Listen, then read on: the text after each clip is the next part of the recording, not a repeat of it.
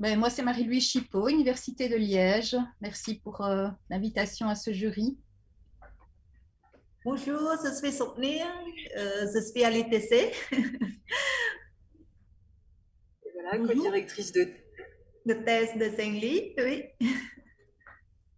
Vous Bonjour. m'entendez? Oui, oui, on t'entend, Soutenance. Ok. Oui, bonjour. Moi, Hasika, donc, je suis aussi de l'ITC. Et bonjour, Merci donc beaucoup. Marie-Laure Navas, donc je suis professeure à l'Institut Agro, Montpellier. Merci beaucoup à tous. Donc en fait, on prend juste 2 minutes là pour s'organiser un petit peu au niveau de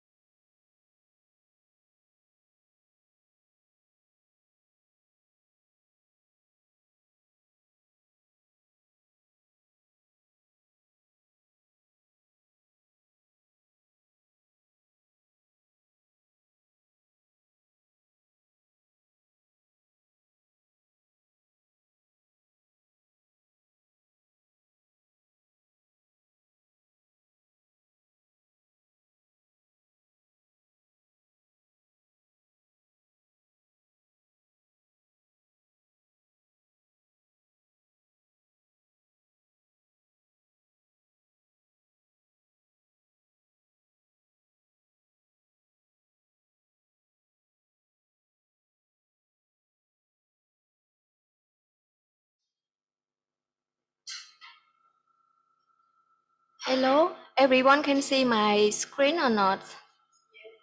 Yes, thank you.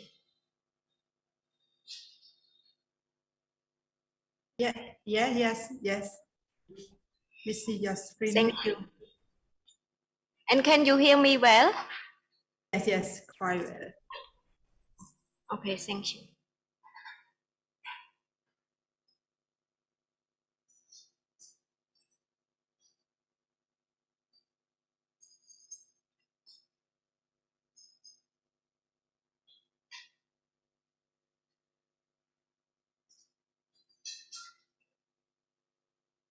So I'm going to start now.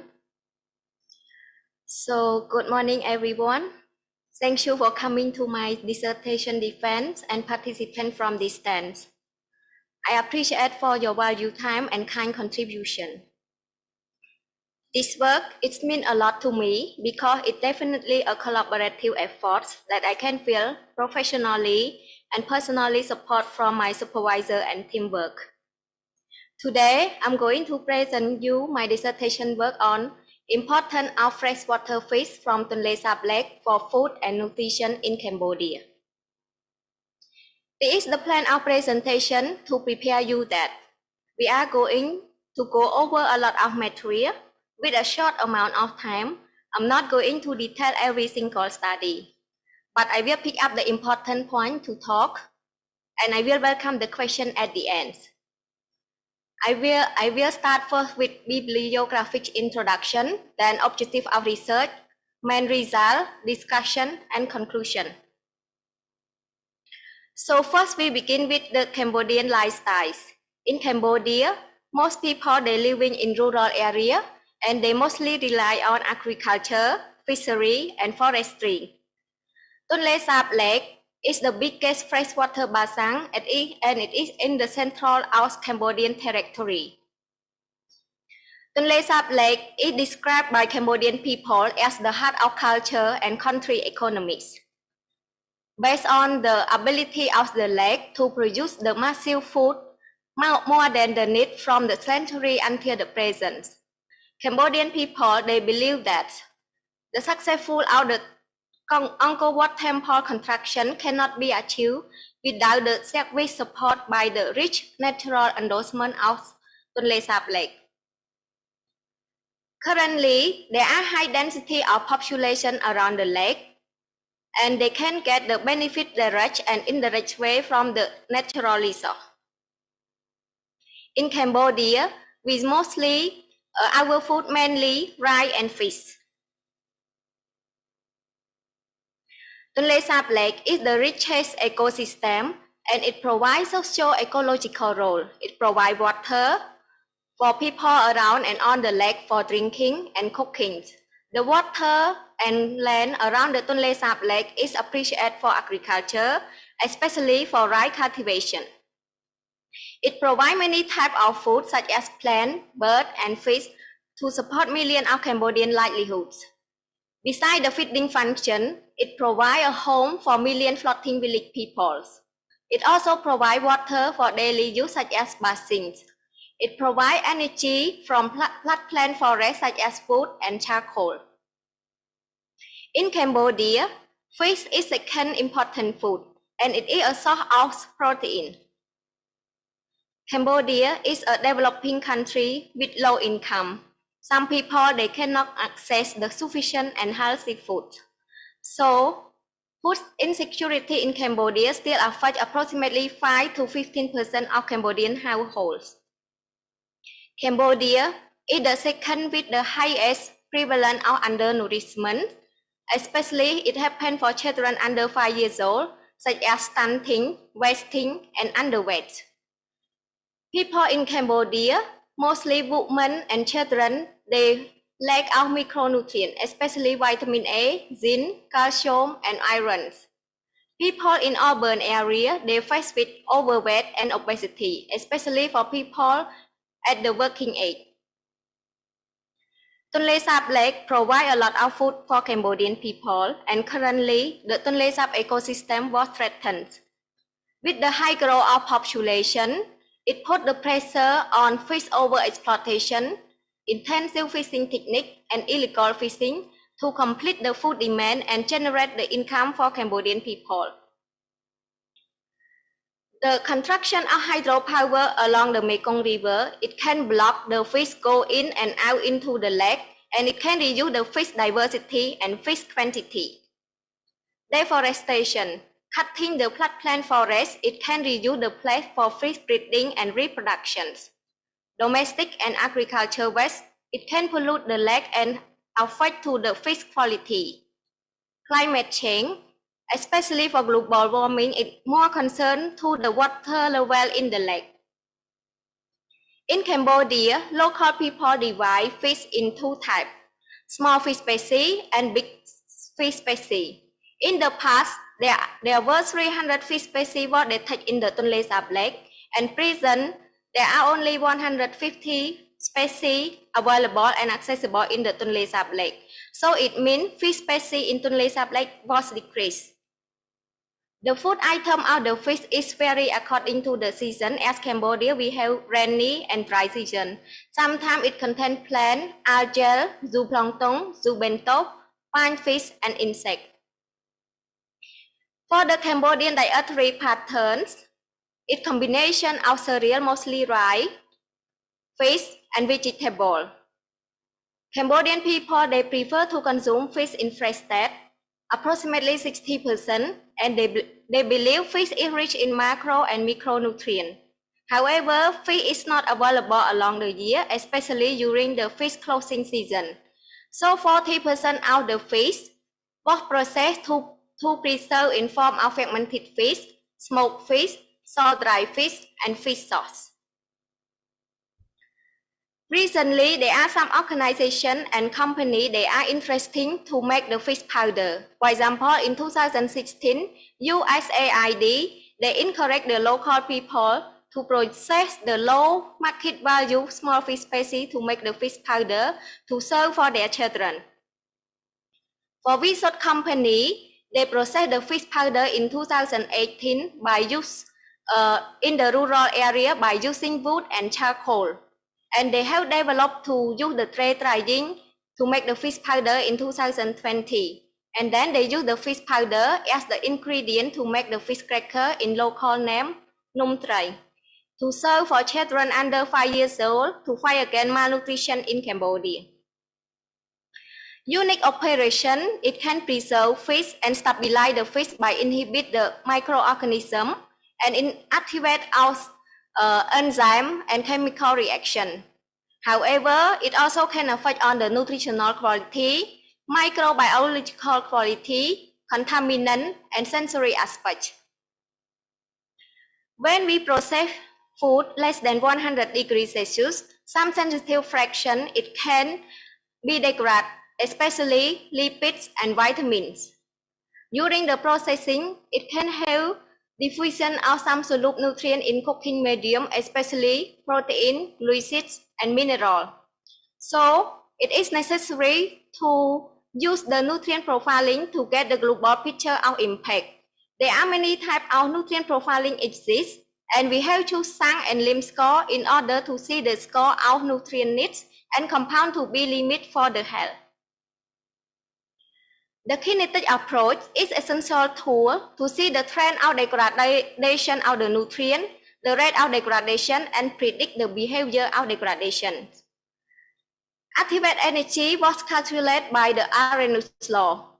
And for kinetic, it's very useful to optimize the parameter and preserve nutrient retention after processing. In our study, we focus on vitamins and lipid degradation.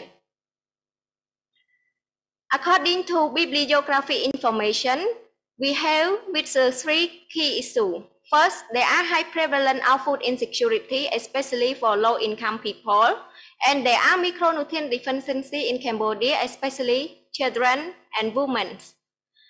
The fish stock is decreased and polluted by direct and indirect factors.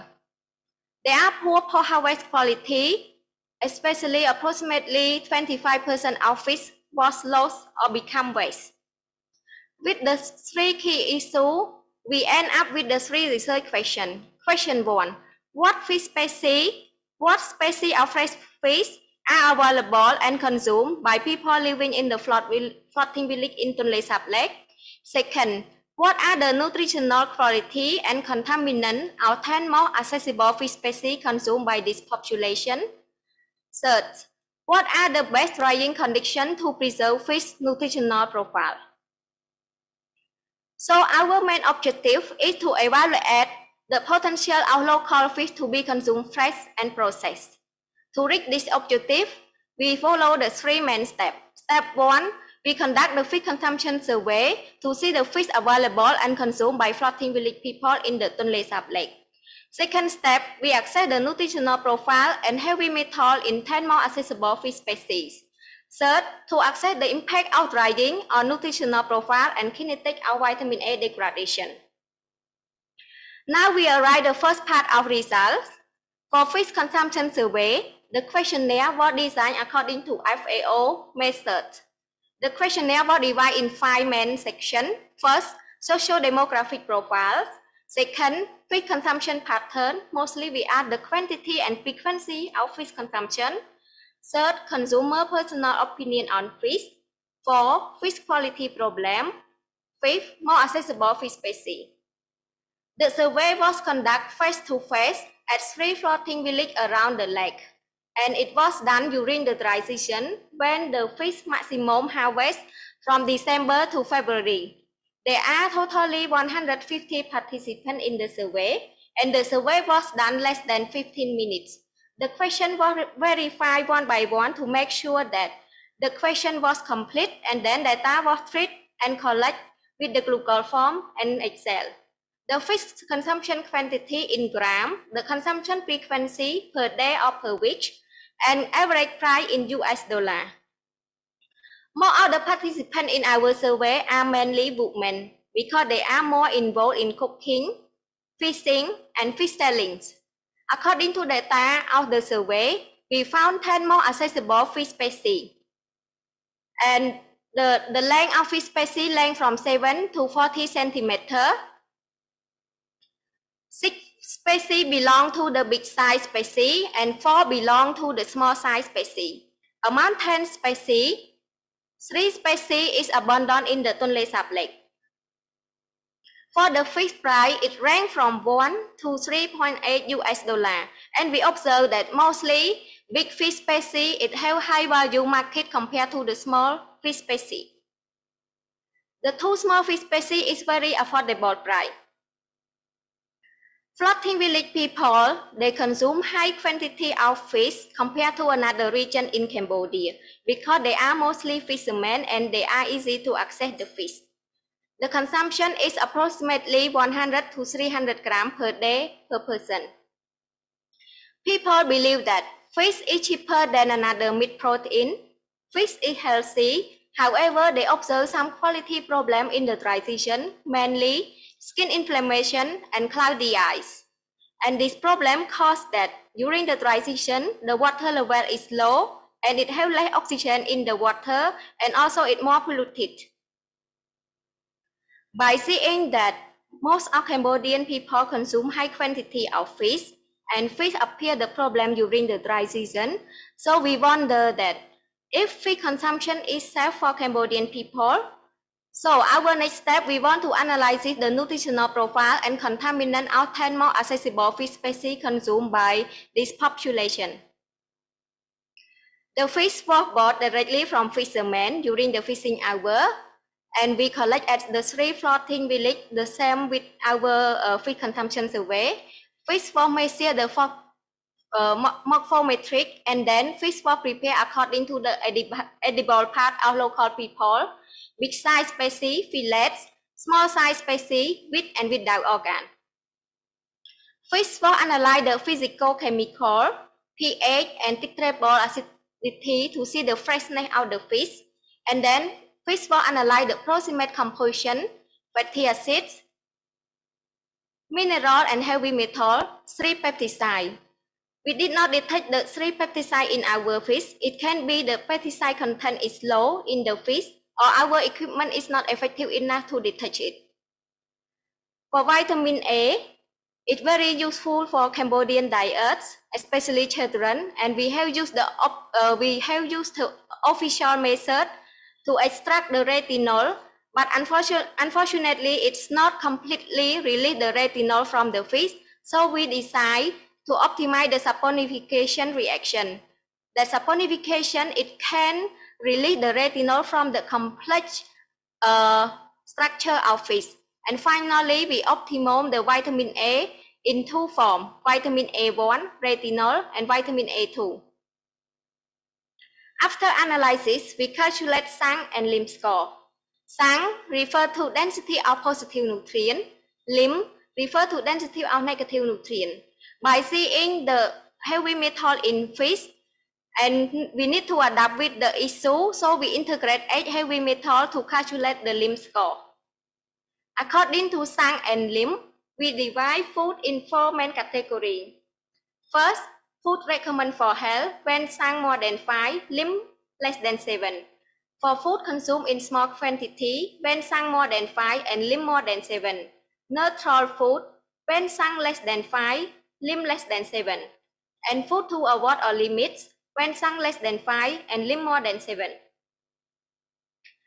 For the effect of fish species and pesticide on the proximate composition, vitamin A, mineral, and heavy metal, we observe that the fish species have more influence on macronutrient and micronutrient, while the pesticide more influence on the essential micronutrient, especially vitamin A, calcium, iron, and zinc.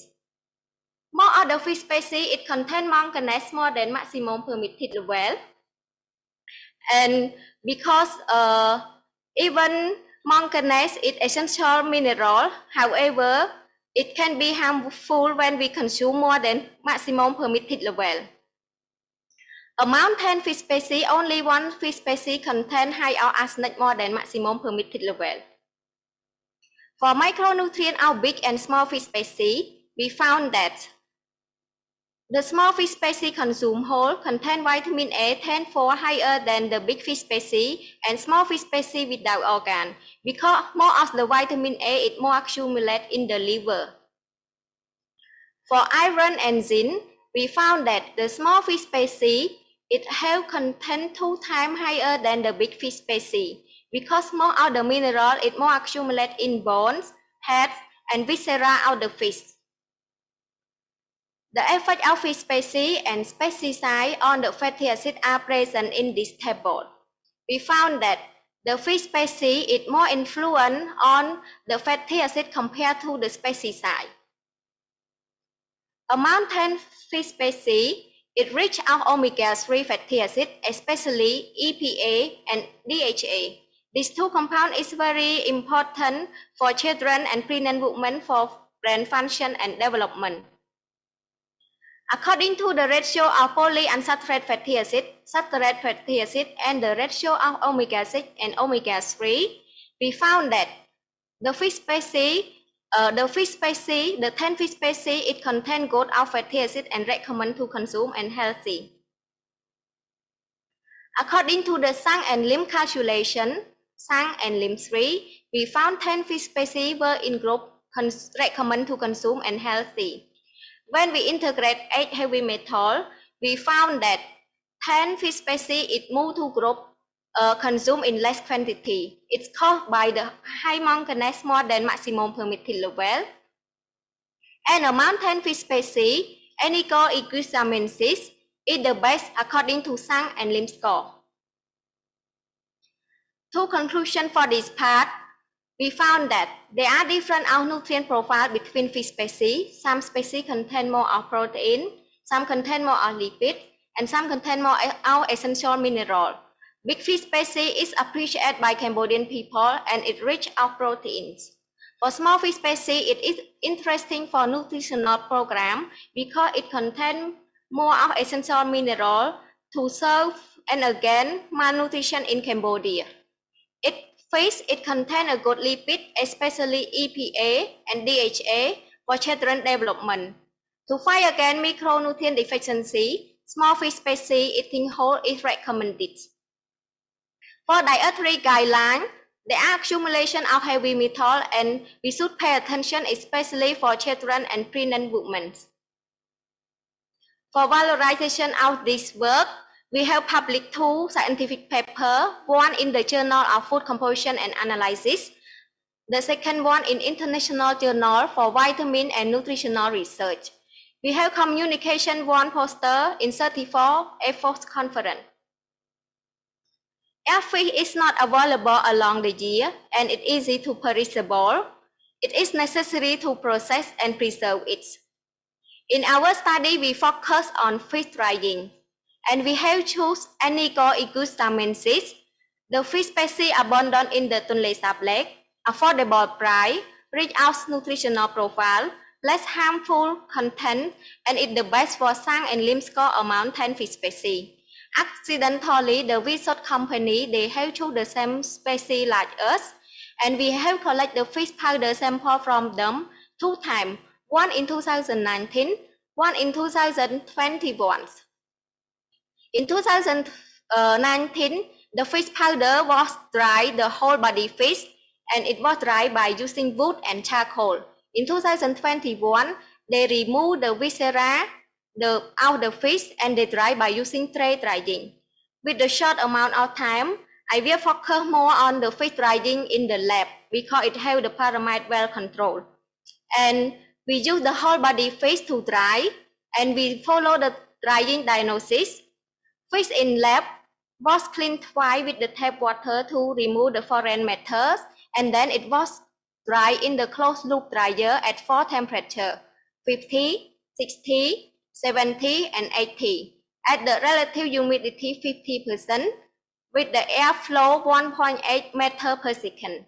7 sampling was taken during the processing to calculate the kinetic.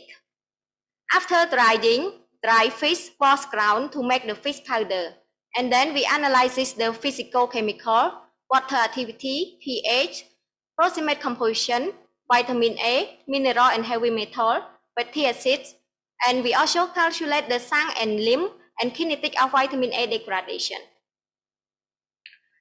For moisture content, water activity, weight loss, and lipid content at the kinetic at 50, 60, 70, and 80 degrees Celsius are present in this figure. We observe that when we use higher drying temperature, especially at 80 degrees Celsius, it could speed up the drying process and shortening the drying time. We can see that at 80 degrees Celsius, it lower moisture content, lower water activity, higher of weight loss, and higher of lipid melting. The final moisture content of fish powder is less than 10% weight basis, and it is interestingly, for temperature 60 degrees Celsius, they can save 2 times compared to 50 degrees Celsius for the same moisture content. The lipid is high melting, especially at temperature 70 and 80 degrees Celsius. For water activity, is approximately 0.65. It's good for preservation and shelf life. The proximate composition, vitamin A, mineral, and heavy metal of the fish at the raw material and fish powder at 4 different temperatures are shown in this table, and we observe that with the effect of drying, there are increase of proximate composition, especially protein and ash contents. And also it increase our essential mineral, especially calcium, iron, and zinc. The increase of this composition because of the water removal during the processing. With the effect of temperature, we found that there are lipid melting, especially at 70 and 80 degrees Celsius, as I mentioned above. And there are high degradation of vitamin A, and amount for temperature, we found that at 60 could save more vitamin A retention because it lower than 7 and 80 degrees Celsius, and it shorter time compared to the drying at 50 degrees Celsius. And in our fish powder, it has high content of manganese more than maximum permitted level. It should be pay attention for stakeholder and food company when they want to use the fish powder. They should pay attention for the quantity that they use to make the product safe for consumer.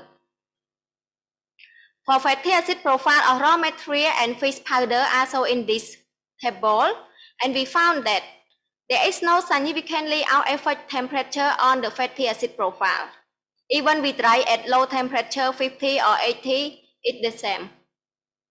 However, for effect of drying, we found that there are DHA degradation, especially because the chemical structure, it has several bonds, so it's easy to melting and degradation.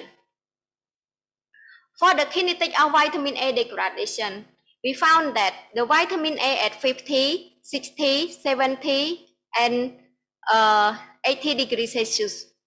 We observed that vitamin A was highly degradation at the first few hours of drying, and the K rate is ranked from 9 to 14 multiple 10 power 4 per hour, and with Arrhenius law, we get the activate energy approximately 13 multiple 10 power 5 joule per mole. And this value is important for stakeholder and food company that they can use to produce future fish powder to optimize the parameter and preserve more of the vitamin A content. And we plan to publish this data in order to widely use in the scientific field. Fish powder is not consumed directly. Normally, we need to mix it with another ingredient. So in our study, we calculate sang and lim in snack, soup, and num tray or fish cracker. And according to sang and lim 3, we found that fish powder is in group less consumed in less quantity. And when we integrate around 5 to 10 grams of fish powder in snack and soup, these two types of food is in group recommend to consume. So it means that fish powder is a safe ingredient to mix in the foods. However, for num tray, it's when we integrate the fish powder, it is in group consumed in less quantity. Because it is the calorie food, it then our lipid and added sugar. So even we add fish powder or not, this type of food still in group consumed in less quantity. When we integrate 8 heavy metal, we found that the fish powder, soap, and num tray is in group consumed in less quantity. However, in snack, it's still in group recommend to consume. So it means that we not only pay attention for fish powder, but maybe another element in the food, it contains of harmful element and affect to the health of the consumer. For conclusion of these parts, we found that fish powder is very functional ingredient for food formulation. It can use to mix in the snack, soup, and it's good on nutritional profile for people under nourishment and food insecure because it rich of proteins, mineral, fatty acid, especially EPA and DHA. It contains essential mineral, calcium, iron, zinc, and manganese, and it is important to fight micronutrient deficiency in Cambodia. However, there are high content of manganese more than maximum permitted level. As I mentioned about, the food company should be pay attention for the quantity that they should use to mix and formulate the food.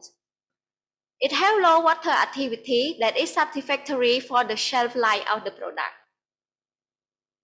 By comparing the fish powder at Vsot company and fish powder in lab, we found that in Vsot they got the fish and most of the vitamin A was lost because vitamin A is more accumulated in the liver, and before processing, they have the poor storage condition. They store it under the crushed ice few days before drying, so the condition can high degradation of vitamin A. It has slight decrease of lipid because more of the lipid it more accumulate in the viscera of the fish. So even they use high temperature, it has less effect on the lipid melting. For our fish powder, we found there are high degradation of vitamin A. Anyway, it still retains some. And for lipid and DHA degradation, it was high at the high drying temperature by reaction and melting. For the valorization of the research, we have communication one poster in Certified A4 conference, and we prepare one paper to submit in food chemistry. By seeing the result, now we are at the discussion part. And we found that fish from Tonle Sap Lake is interesting for food security and nutrition. because it's accessible. Even some fish species is disappear, but there still are some species is still available and accessible. It's affordable. For the fish price is still acceptable even for low-income people. It's reachable. It's widespread to all Cambodian people in form of fresh or processed. Fish is a source of food and also it generates the income. Mostly floating village people is the fishermen. They prefer to keep the small fish to consume and they sell the big fish with the high value market to generate the income. It appreciates for Cambodian people because we can cook fish in different way, different flavor and mix with different vegetables. And fish is functional food. We can consume it in fresh state. We can preserve by process it. And we can use it as the potential ingredient to fight against malnutrition in Cambodia. By seeing the strengthness, it also has the weakness. Fish in Tonle Sap Lake, especially fish stock, is declined. And there are appear of problem, especially during the dry season, that it makes more concern for future food security in Cambodia. By focus in our study, fresh fish, it is interesting our nutritional profile. Some species it rich of protein, some it rich of lipid, essential mineral, fatty acids such as DHA and EPA, and also vitamin A for small fish species. However, there are bioaccumulation of heavy metal that we should be pay attention. And we are not sure if big or small fish species is better because mostly fish species it determine of the heavy metal. So it is interesting to analyze the diversity of fish species.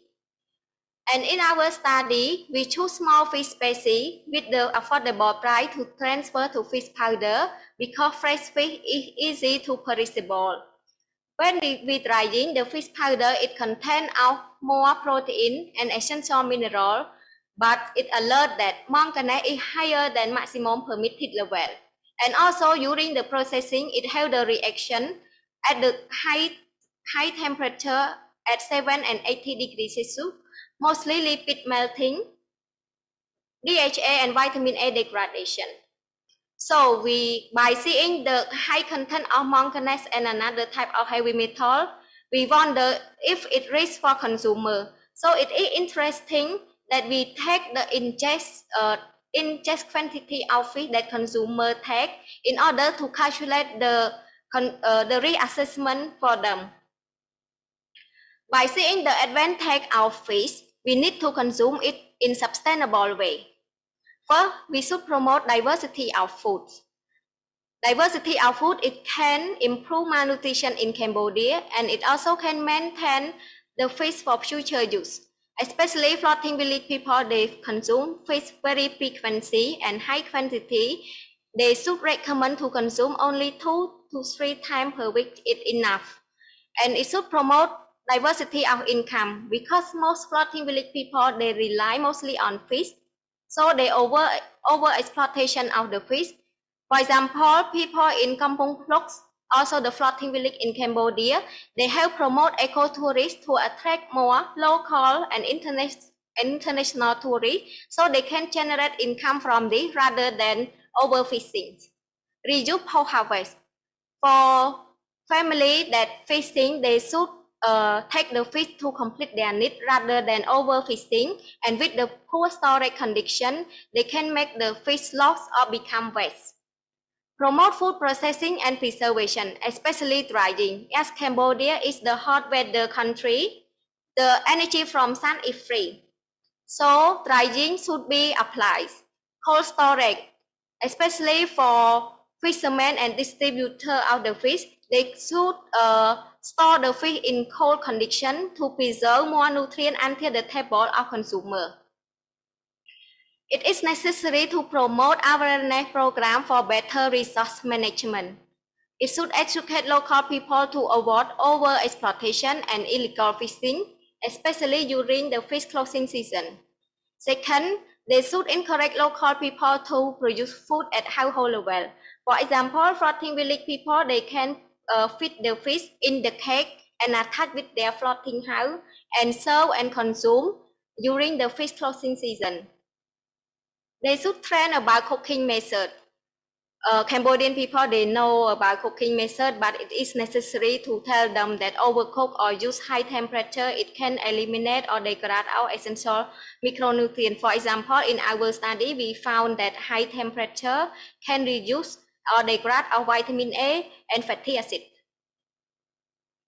For policymakers and government, they should take action to prevent the Tonle Sap ecosystem and preserve food for future generations, especially ministry that involved in the issue.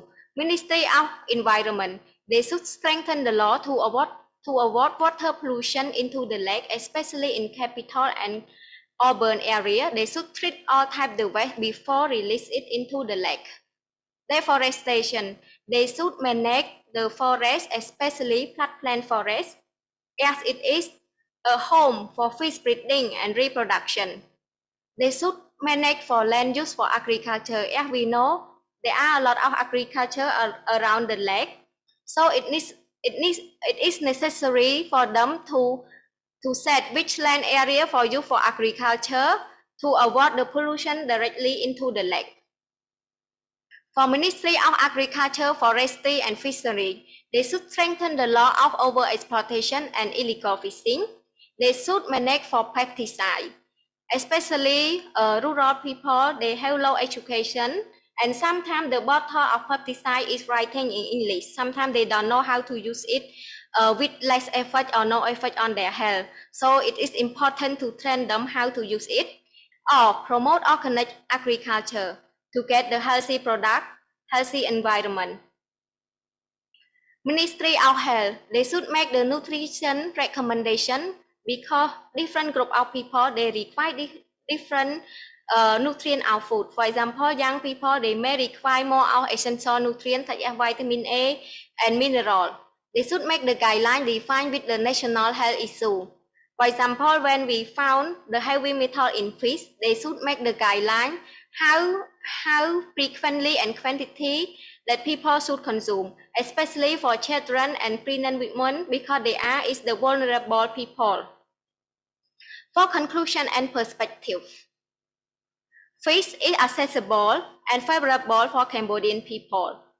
I believe that Cambodian people always include fish 2 or 3 times per week. And fish is important for food security and nutrition in children and women, especially for growth and development, because it contains very essential fatty acid and vitamin A. There are high content of essential micronutrients in whole small body fish species. It's more interesting for food company that they can choose small fish species because it have affordable price and reach out essential micronutrients to fight against micronutrient deficiency in Cambodia. They are concerned of heavy metal bioaccumulation, especially should be pay attention for pregnant women and children. When we found heavy metal in fish, it's the indicator to reflect that Tonle Sap Lake have the problem. It also contaminant, so we need to protect ecosystem in the Tonle Sap Lake. For fish powder, drying at 60 degrees Celsius is good option to retain more of lipid and vitamin A. Fish powder, it has good of nutritional profile, especially protein and essential mineral. With the low of water activity, it can maintain the shelf life. And for the kinetic parameter identified, it's very useful for stakeholders when they want to use the fish powder or dry fish at the moisture content they prefer, and then they can predict the vitamin A retention in their product. The final conclusion, fish in Tonle Sap Lake contribute to food security in Cambodia, especially floating village and low-income rural people. So the first perspective, by seeing the rich of lipid in fish powder, it is necessary to study the storage condition. If we should we store it in cold condition or normal temperature? And also should thinking about packaging that suitable for fish powder. Second, it should improve Tonle Sap ecosystem by well-managed use of the resource, especially water and fish. Avoid overexploitation, pollution, and pesticide from agriculture. And also thinking about climate change, because currently it's not only for Cambodia, but in world level, we have the concern for global warming and water level in Tonle Sap Lake is lower and lower from year to year. And thinking about one health reason, it means healthy environment, healthy fish, and healthy human. It is interesting, 25 all the potential control. Not because we see the contaminant in fish, it heavy metal, but sometimes it can be pathogenic because small floating village, they throw the waste from the toilet directly into the lake without treatment. So it can have pathogenic microorganism, mycotoxin, pesticide from agriculture, chemical, antibiotic, the waste from the hospital. And by seeing the contaminant in fish, it is important to calculate consumer risk assessment. And the last, our perspective, it is necessary to promote food diversity, especially for floating village people, in order to sustainable fish consumption for new generation. And it is the end of presentation. Thank you so much for attention.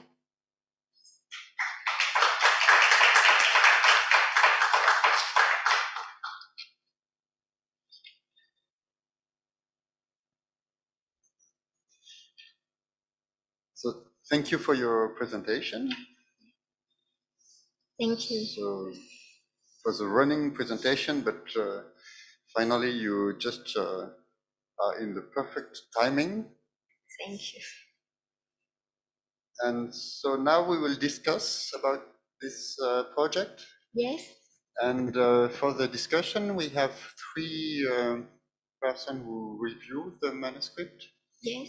And then still a fourth person who worked with you or know you. Yes. And so we will begin the discussion with Wilfried Sanchez from IFREMER.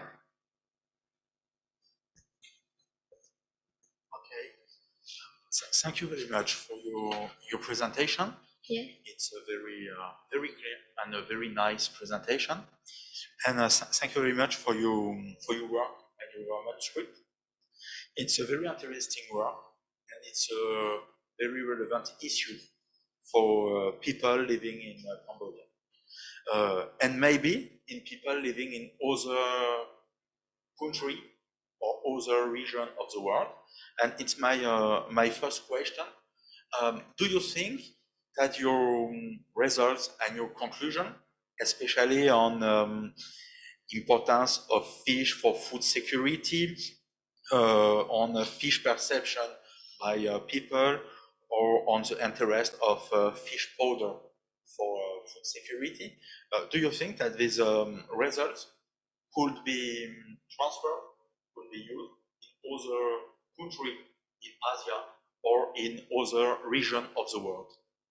Yes, it's possible. I believe it's possible because I believe every country it have fresh fish, and I saw many literature review. They transfer the fish to fish powder and to serve for children with the micronutrients. So it's possible. Okay, thank you. I have a little question. In your manuscript, you indicate that shrimps, correct? Oh, okay, shrimp. Yeah. Okay. Yeah. Sorry for my English. No, I'm French. Shrimps live in the lake and in the questionnaire of the people. You have a question concern fish and other fishery products. And my question is, shrimp are used as a food support or not?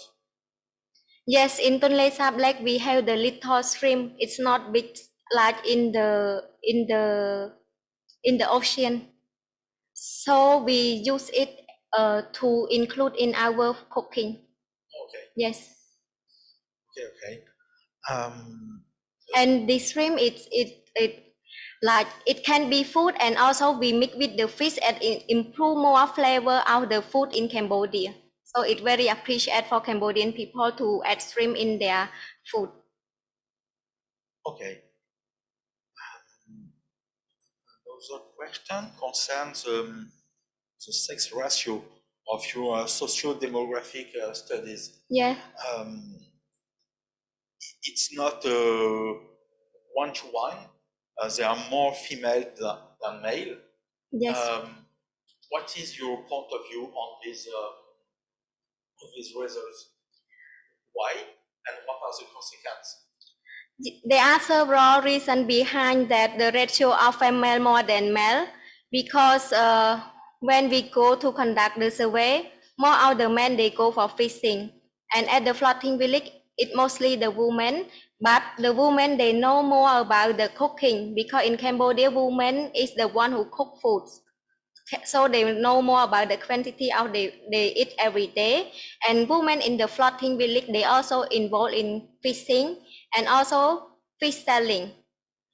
And also in Cambodia, women is more than men. Women is 60% and men only 40%. And I believe the quantity that we take it more represent the Cambodia, and also we can get enough data because the women they know everything about food. Okay. Yes.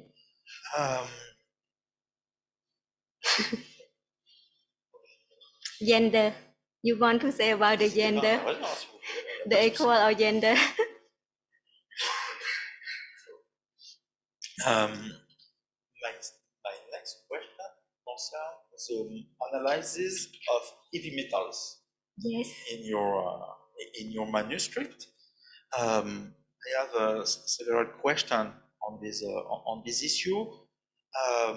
For each measurement, you present limit of detection. Yes. of your method.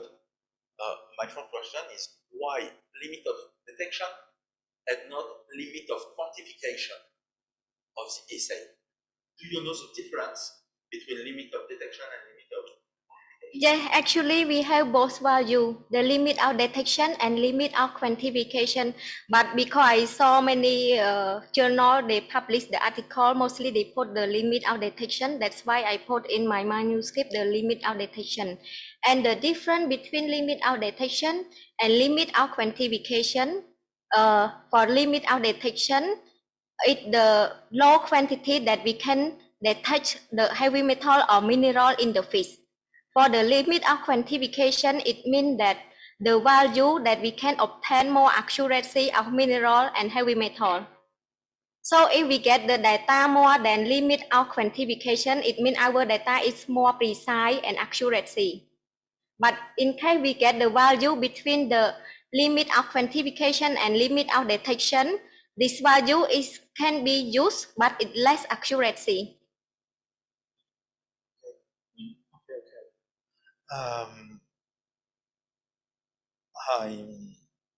I compare the limit of detection that you present, yeah, and the results in the table. For example, in the table 4.4, page 37. Yeah. And it's not easy because the units are not the same. Limit of detection I express in microgram per gram, and your results are expressed in microgram per 100 gram. And after calculation, I observed that several results are below the limit of detection. Is it correct, or it's an error? You are right. It may be one of my mistakes. You are right that normally if the data less than limit of detection, we should not take it into account to calculate the statistic. But maybe because I quick to see the value, because I think it is more than the limit of detection, and I will modify this point. But you are totally right with this point. Okay, thank you. Any question on your perspective? Conclusion? And perspective. the last slide, but it's not necessary to present the slide. You indicate that it could be interesting as a pesticide to address the contamination by many other contaminants, such as pesticides, antibiotics, and many other. This morning in the trade, I read an interesting review published by a consortium, including a colleague from Marseille, that indicated that microplastic are widely distributed in Asia, and especially in Asia freshwater ecosystems. It's very interesting because I grew in the defense of PhD on Asia freshwater ecosystem. In your slide, microplastic are not indicated. It's a global issue. There are many work this time on this subject. What is your point of view? It's relevant? It's not relevant? In my point of view, I believe it's relevant, but because I did not add it, but you are right, it's interesting because Cambodian, we have many waste and throw it in the lake, and it have the plastic contaminants. And even one day I have a meeting with the local company in Cambodia. He also recommend me that maybe we should analyze the plastic contaminants, because sometimes when we eat fish, we found that in the stomach of the fish, it have the plastic. So I think yes, you are right. We should analyze the plastic contaminant.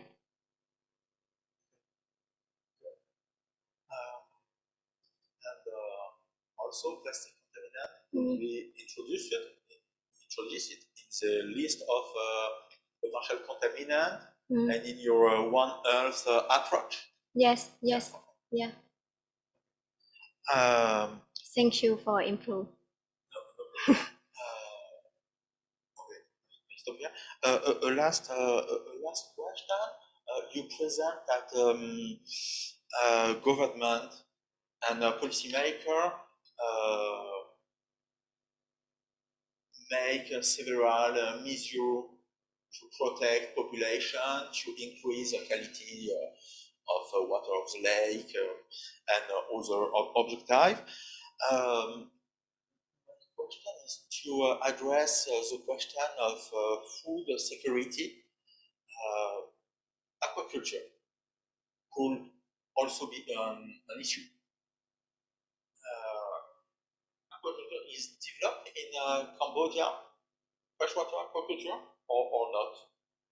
What is the status of aquaculture, of freshwater aquaculture in Cambodia?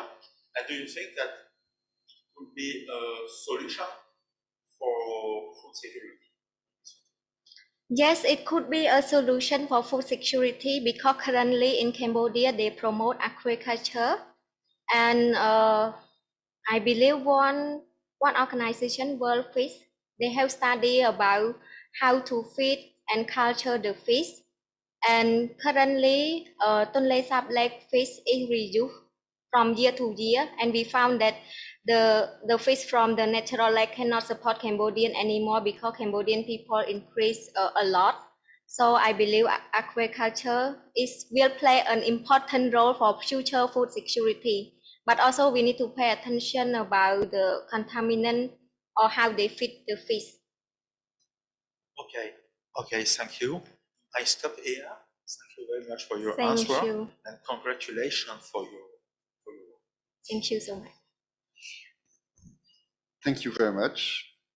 And so now it's the turn of Marie-Louise. So Marie-Louise Chipot is professor at the University of Liège in Belgium. Okay, thank you very much, Mr. Chairman. And so I would also like to... Your camera on? Yes, perfect. Thank you. Okay. I would also like to congratulate Sengly for this very nice presentation, but also for her work, this very interesting PhD study. And here I like very much the presentation, very well illustrated. So congratulations, Sengly. Thank you. Of course, I have some questions also for you. First, in chapter 2, about the survey about fish consumption. So I looked at table 2, page 54 of your manuscript. I was a little bit surprised about the result for smoked fish consumption. So for smoked fish consumption, the consumption was 0 in the table. But I had in mind that the fish smoking is very popular around the Tonle Sap Lake, and especially for small fish. So do you have a comment about this result? Yeah, according to the result of figure 2.2, right? Table 2.2, yes. Yes, our result, we found that few small fish species is not it's 0 because the fish species it may disappear in the Tonle Sap Lake, or it less frequency that fishermen can found it. That's why it's 0. And as you mentioned that normally people in Tonle Sap Lake, they prefer to use the fish powder to make the smoked fish. And mostly at any co-ecosamensis, it's not all the small fish species. Okay, but I was talking about smoked fish. So so you mean that there were no small fish at the time of your survey, and then no smoked fish? I didn't understand very well.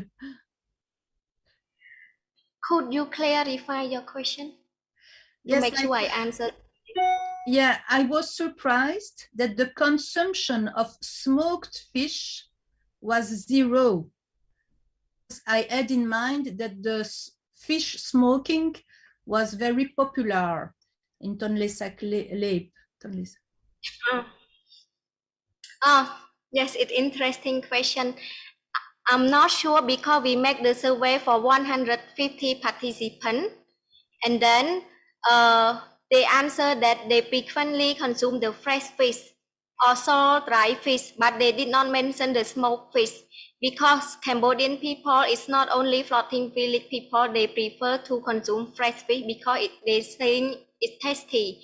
And I believe floating village, they process the smoked fish, but mostly to sell it, not for consume. And maybe 150 participants, they are in the group that consume the smoked fish. Okay, thank you.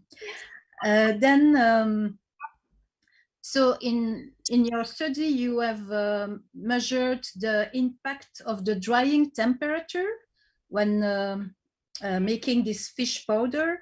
You have measured the impact of the drying temperature on the polyunsaturated fatty acid content.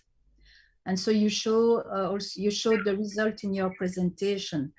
But besides the polyunsaturated fatty acid content, which compound could you measure to monitor the degradation of the polyunsaturated fatty acid?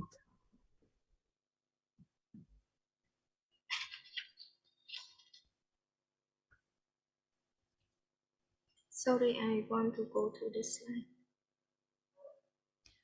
Yeah, you had also a table with the fatty acid content according to the temperature. Yes, so this is for the fatty acid content, but you could also measure some compound to monitor the degradation of this fatty acid. What do you know which kind of compounds you could measure? Maybe I should measure the peroxide value in the first oxidation of lipid, so I can see that the lipid is degradation. But in our study, we not yet analyze it. Yes, and you could also measure the secondary oxidation products, so malondialdehyde, for example, and other aldehydes and acetones. And maybe also during the storage of the fish powder, it could be interesting to measure the oxidation status of these fatty acids. Do you have an idea? Yes, you are. Yeah, you can finish your question first. Yeah. Do you have an idea of the oxidation stability in the fish powder of these fatty acids? I'm not sure it's the right question, but in my opinion, according to literature review, they study about the lipid oxidation during the storage, and they found that it has a high oxidation during the storage because it the presence of oxygen and sometimes the temperature of storage and packaging that they use. Yes, right. So maybe you should recommend a storage in appropriate condition with no oxygen or something like that, at low temperature also. Yes, it is for further study to study about the storage and packaging. Yes. And maybe, as you know, my specialty is more food safety, so I have some question about food safety. So you have shown also that there are some heavy metals in fish, and you have mentioned it in the perspectives. Do you think that there is a risk for the human consumers due to these heavy metals?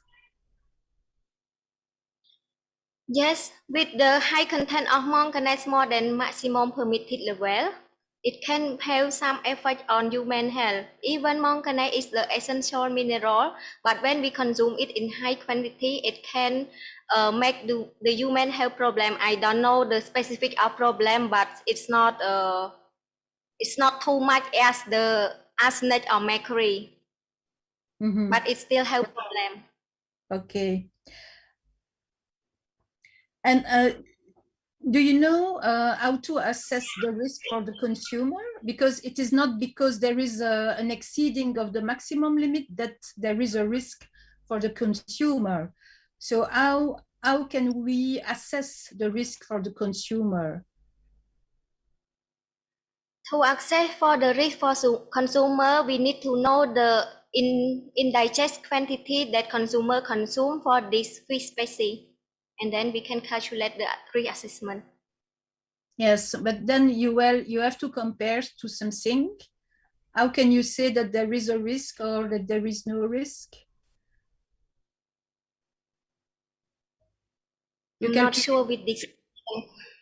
Yeah, but it's not in your. It was not the purpose of your thesis, but yeah. So normally you can compare, for example, to a tolerable daily intake or something like that, a reference value. Maybe it need compare between men, women, children, because different group of people they can get the quantity in different way. Yeah, yes. You are completely right. Yeah. And especially here, the fish powder are mainly for children, so you have to do this assessment for children. Yeah. If I may continue with food safety aspects. So I was happy to see in your perspective slide that you mentioned other chemical hazards. So you have mentioned mycotoxins. So at which step of the fish powder production can you have a problem of mycotoxins, do you think?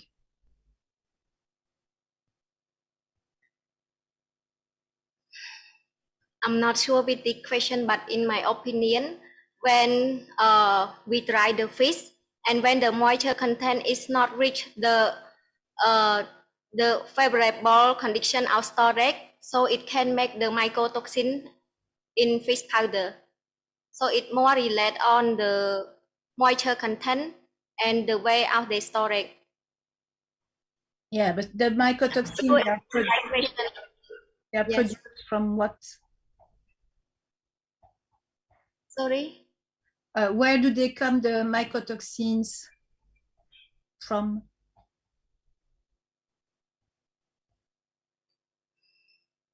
I don't know with this one because it's more than my scope. Yeah, I'm sorry, but yes, you have. You can tell me. So you can have fungi, and if you have some development of fungi because of bad moisture conditions, then you can have fungi producing mycotoxins. And also, I didn't see two other chemical hazards that I like. My God.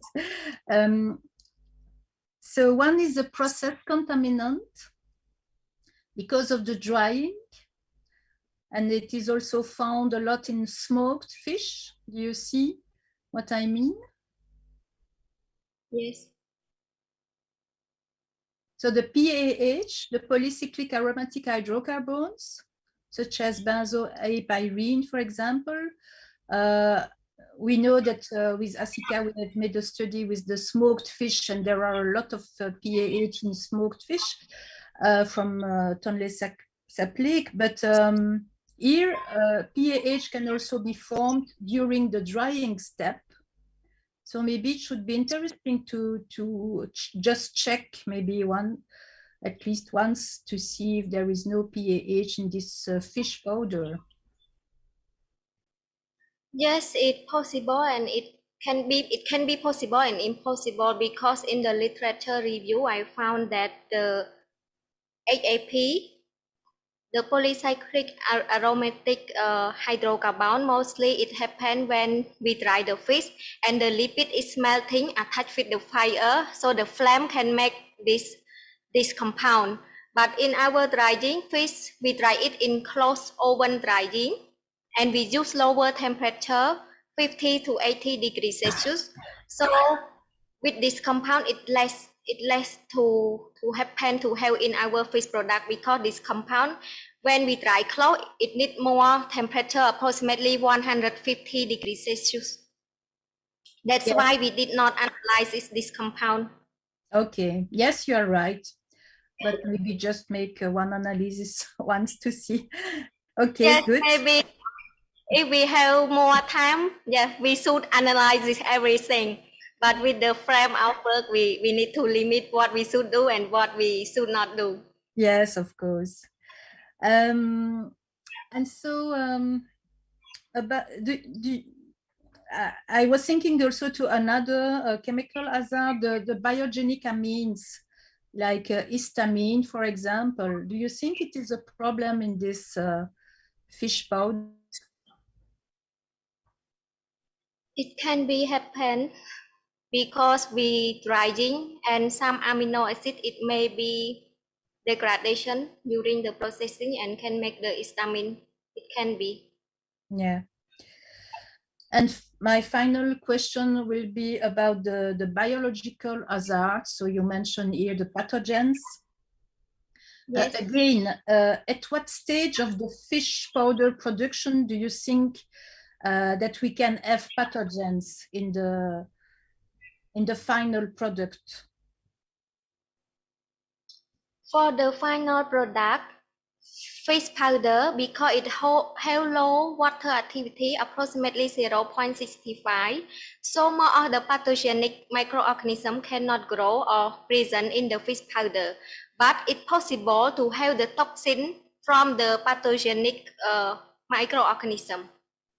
It's not present of the pathogen, but it can have the presence of the toxin from the pathogenic microorganism. Yeah, from a previous contamination in the fresh product. Yes. Yeah, okay, very good. Okay, thank you very much. So it's okay for me. Thank you, Mary Louise, for your question and comment. So thank you very much.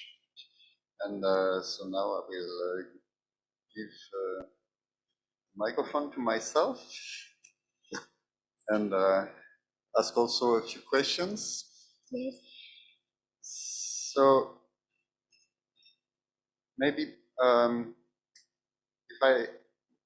first I want to speak about the report. Yes. I think it was really easy to read, and it was very interesting. And so That's great, because when you have to write a report, it's better to have something easy to read. Yes. Thank So you. thank you for that. And then about your presentation, I think it was well illustrated. Just one thing for me, it was maybe a little rapid. I'm a bit nervous. And because I try to come and speak step by step, but when I'm a bit nervous, I speak a little bit fast. I think, yes, with this, of course, the defense, it goes quicker, but also you have to think about the people.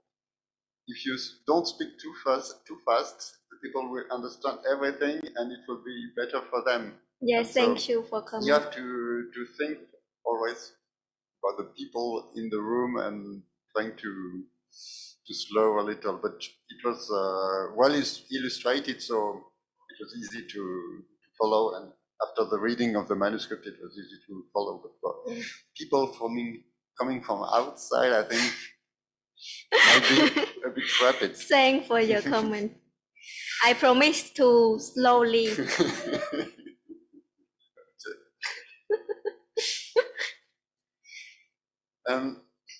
Then I have a first question, maybe on the choices you made for this project.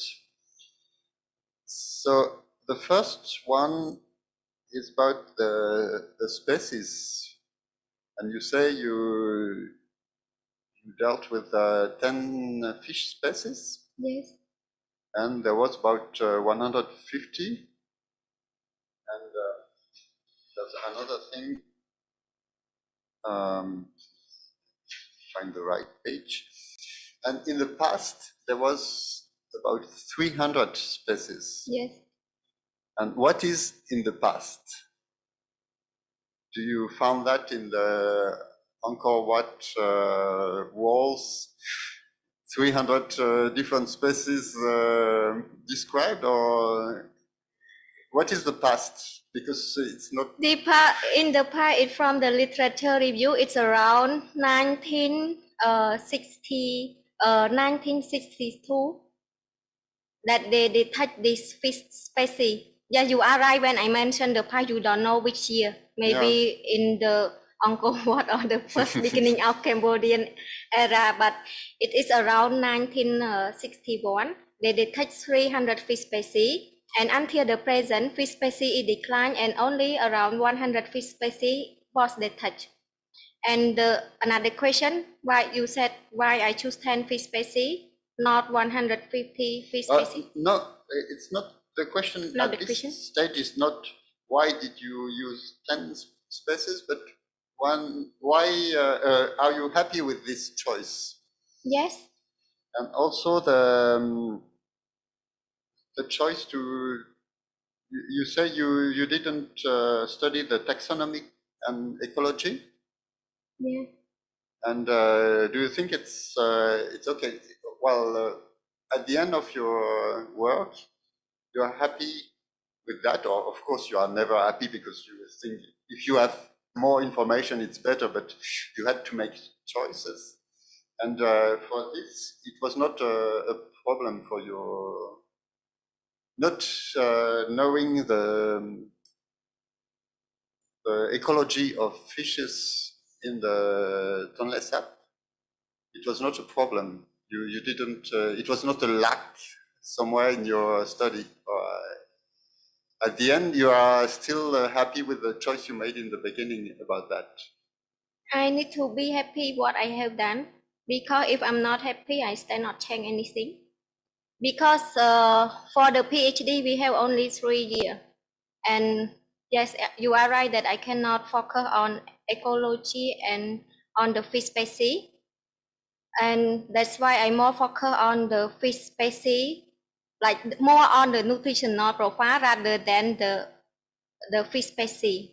To mention how the fish live, how the fish eat, and which type of food for fish, it's a bit too long for PhD, maybe 5 years. So with 3 years, I more focus on nutritional profile, okay. and I happy with it. But you don't have to be happy. It's not a psychological study about your happiness. It's just maybe sometimes we make some choices, and during the study we think maybe the choice was wrong, or No, I'm more. I love more on nutrition. Yeah. Rather than the. Okay. Yeah. And also about your choices about food safety. Yeah. So you just took heavy metals and all the pesticides, microbiological risks, mycotoxins, and biogenic amines and plastics. So you still think it was a good choice? Yes, it's a good choice because I already published one paper. That's not a real. If I cannot publish, maybe it's not a good choice. Maybe I should search for another contaminant and calculate the reassessment for consumer. But you are right. We need to analyze more of contaminant. It's not only heavy metal in fish, but it can be have more. But with the limitation, we need to choose one that we can do and writing the paper and publish. And I think it's useful for Cambodia because heavy metal is more concerned in Cambodia because natural, because the Tonle Sap Lake is the last destination of Mekong River, and it's more contamination of heavy metal from another 6 countries that they flow and then go to the end in the Tonle Sap Lake. And from this literature review, that's why I choose to analyze the heavy metal in fish. Okay, but I agree with you about the choice.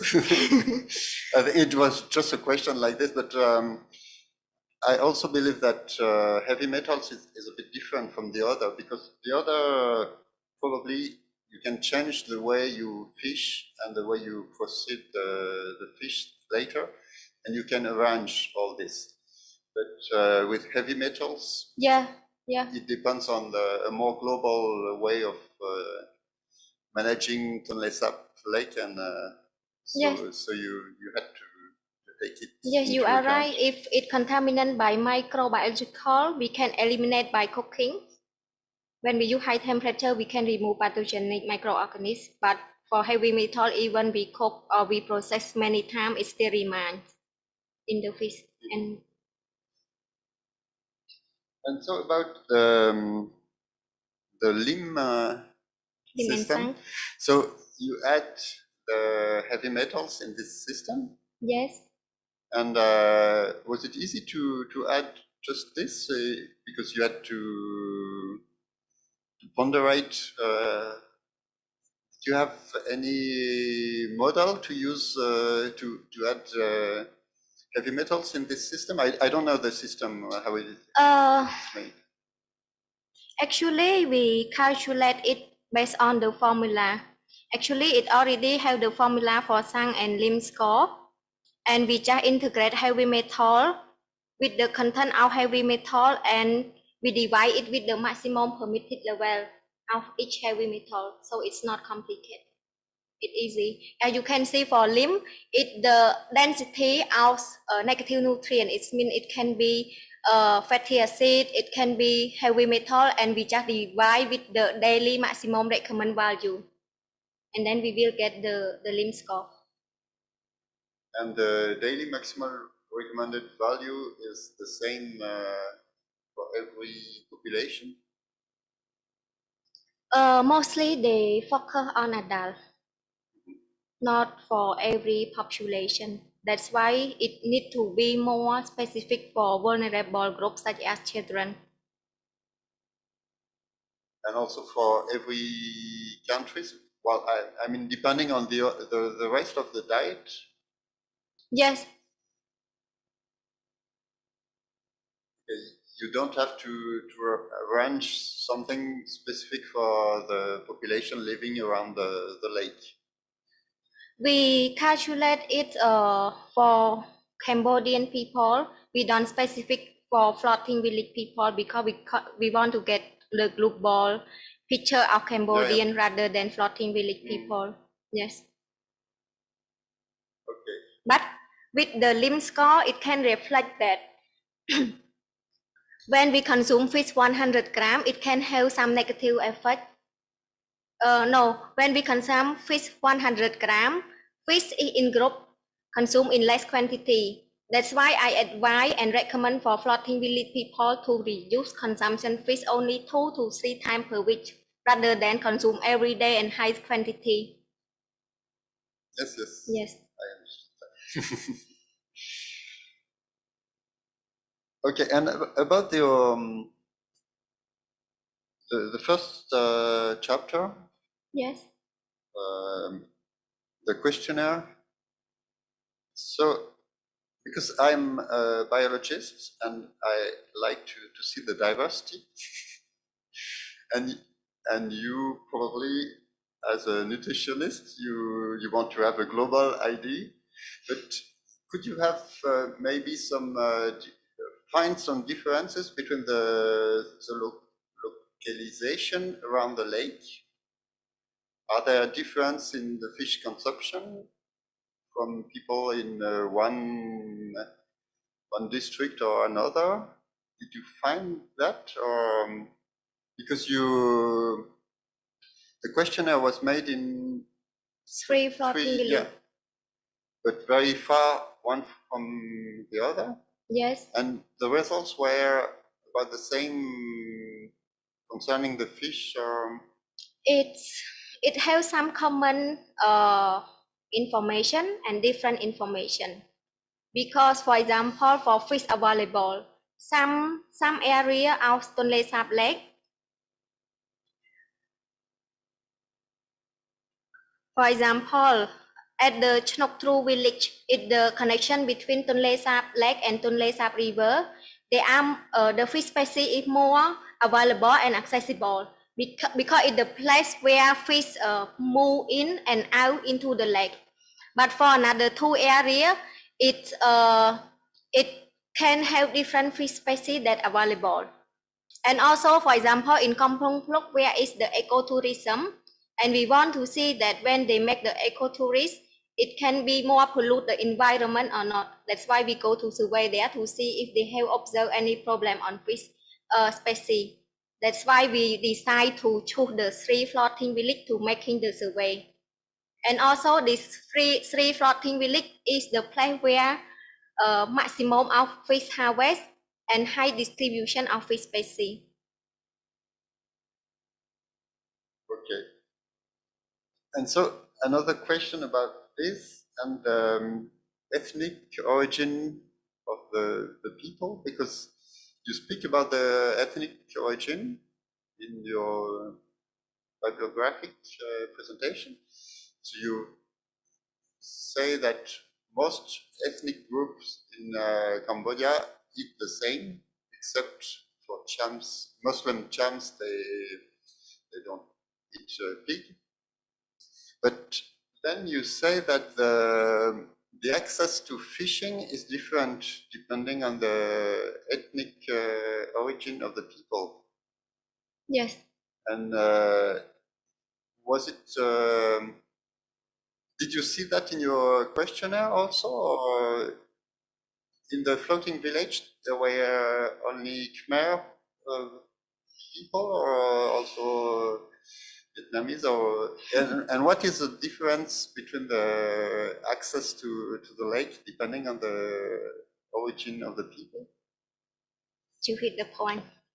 At the floating village people, it's not only for Khmer people or Cambodian people, but it more accumulate of Vietnamese people. And the technique of fishing also different. Sometimes because they are not national Cambodian, they use illegal fishing or they fish during the closing fishing season. And that's, you mean there are no Vietnamese? Yes. That are not Cambodian people. That's not Cambodian from Vietnamese origin. But you mean that there are people living from another country and coming here to fish because it's easier, or? Not only come to fish, they come to live on the floating village because currently there is no rule to manage the floating village. So before Vietnam people, they just come to move and live in on the Tonle Sap Lake without the official rule. Currently, they ask for the permission to live, but for the fishing technique, they still use very intensive technique, fishing technique like electricity or small mesh to over exploitation of the fish.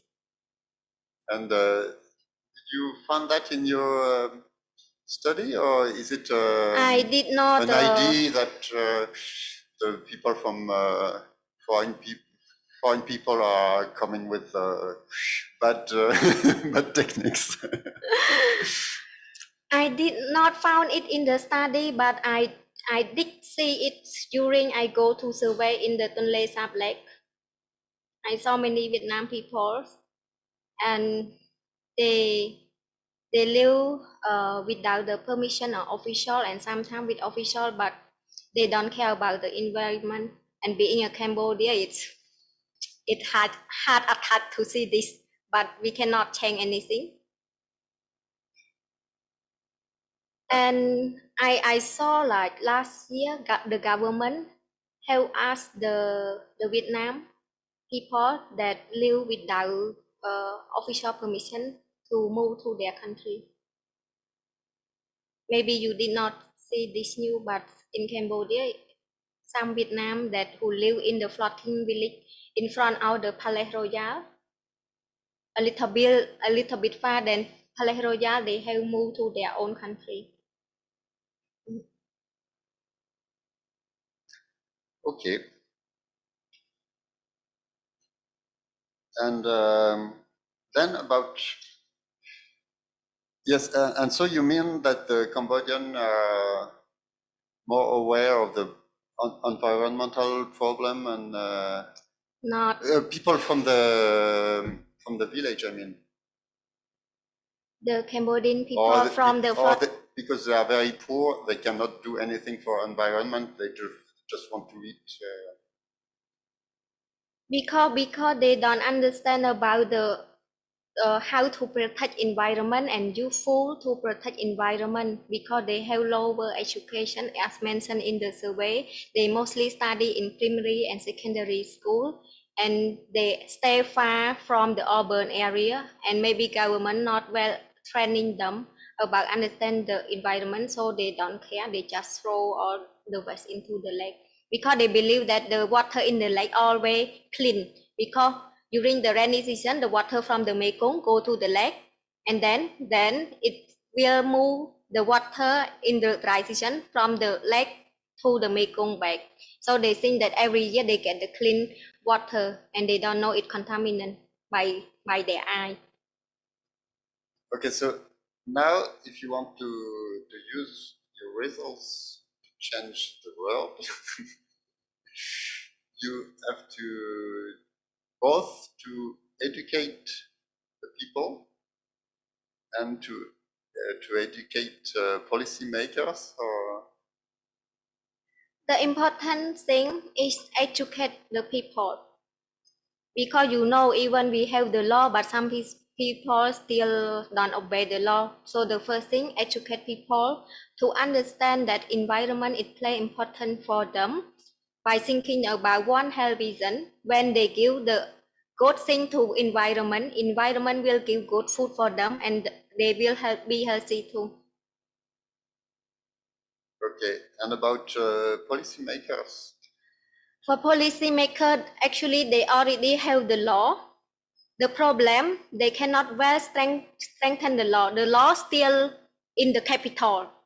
So I think it is necessary to then decentralize the right to the local chef of commune or village to take action, to train, to educate people that you should fish, but you need to limit the demand of your income and daily consumption to keep the fish for future use.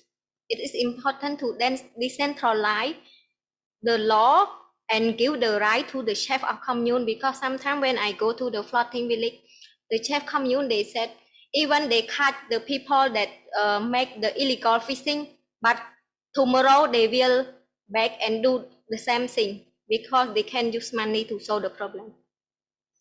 Yes, but there are some global problems that are not local in the floating village. For instance, all the problem coming from Mekong, and that's a global, national, and maybe more than national problem.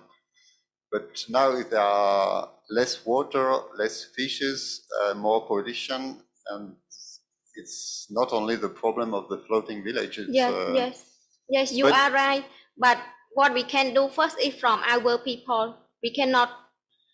We will go far when we educate our people first, and then maybe we can more spread the good behavior from us to another country.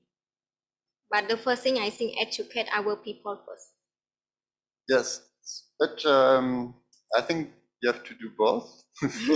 I don't know if it's possible to change the people at the top of the government, because there are many different constraints and also motivations.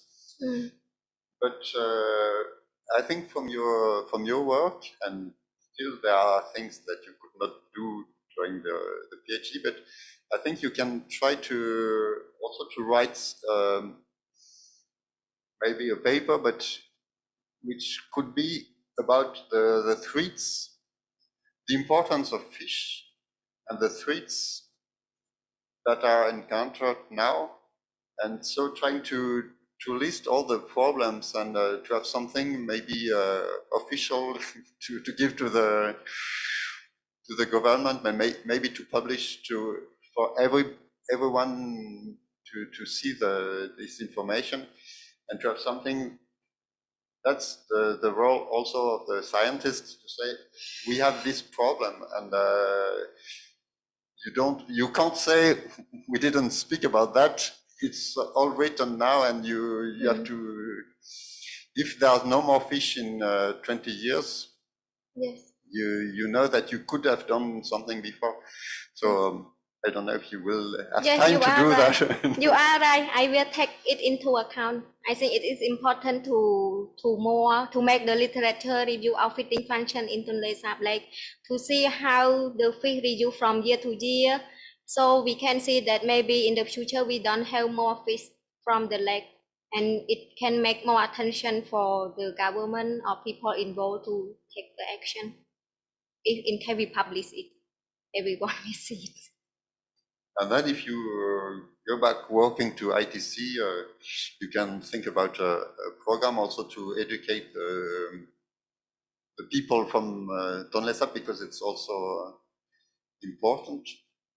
But I think with only this PhD, now you can work for the 10 next years on the perspectives of your work.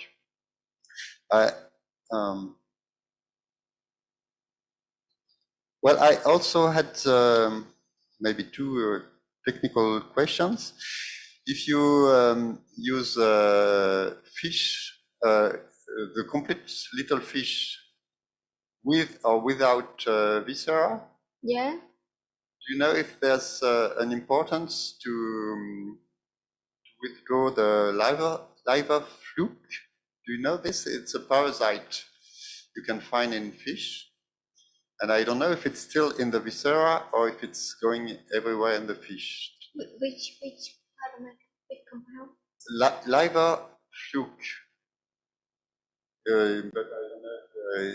It's the douve du foie in French. And because I saw it's a problem in the Assam region in Thailand, because they make, for instance, some fermented fish, and you keep this little parasite, and then there are some big health problems for the population eating that. But maybe just you put out the viscera and you put out the parasite, I don't know. But if you don't know the parasite... Is it the pathogenic microorganism? No, it's not a microorganism. Well, it's parasites. It's it can be held. Mostly it held in the viscera. So maybe because they get it from the food. maybe So, if you eat the fish, it can be, you don't have to put out the viscera, but if you ferment it, it's better to put it out, and you can arrange that. Yes. I don't know. yes.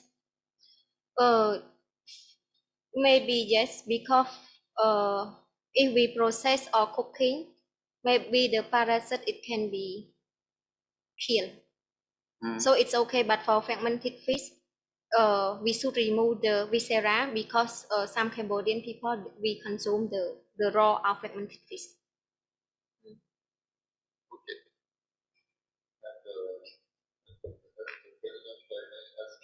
And the last question. Okay. So the last question is about the page 33, and it's a modeling question.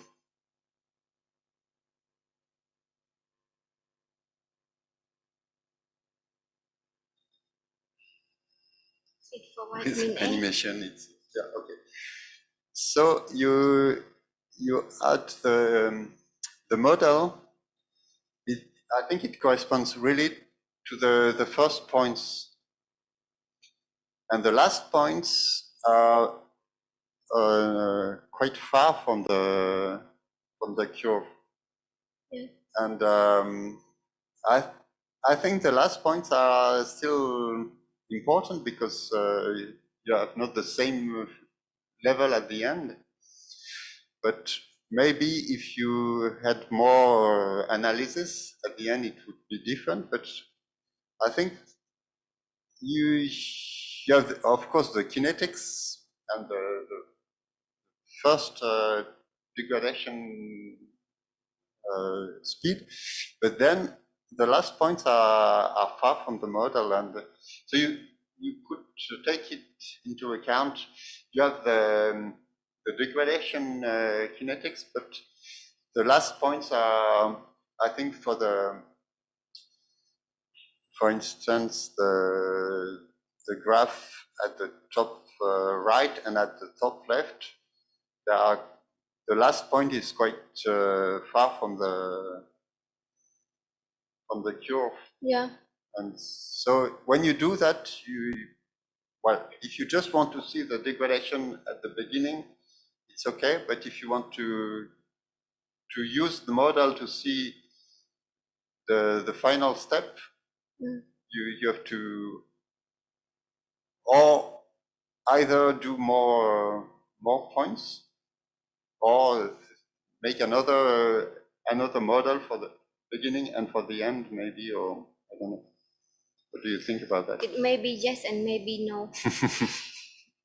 Because we already make the 7 point during the processing, and we found that the most high degradation is the first 2 hours.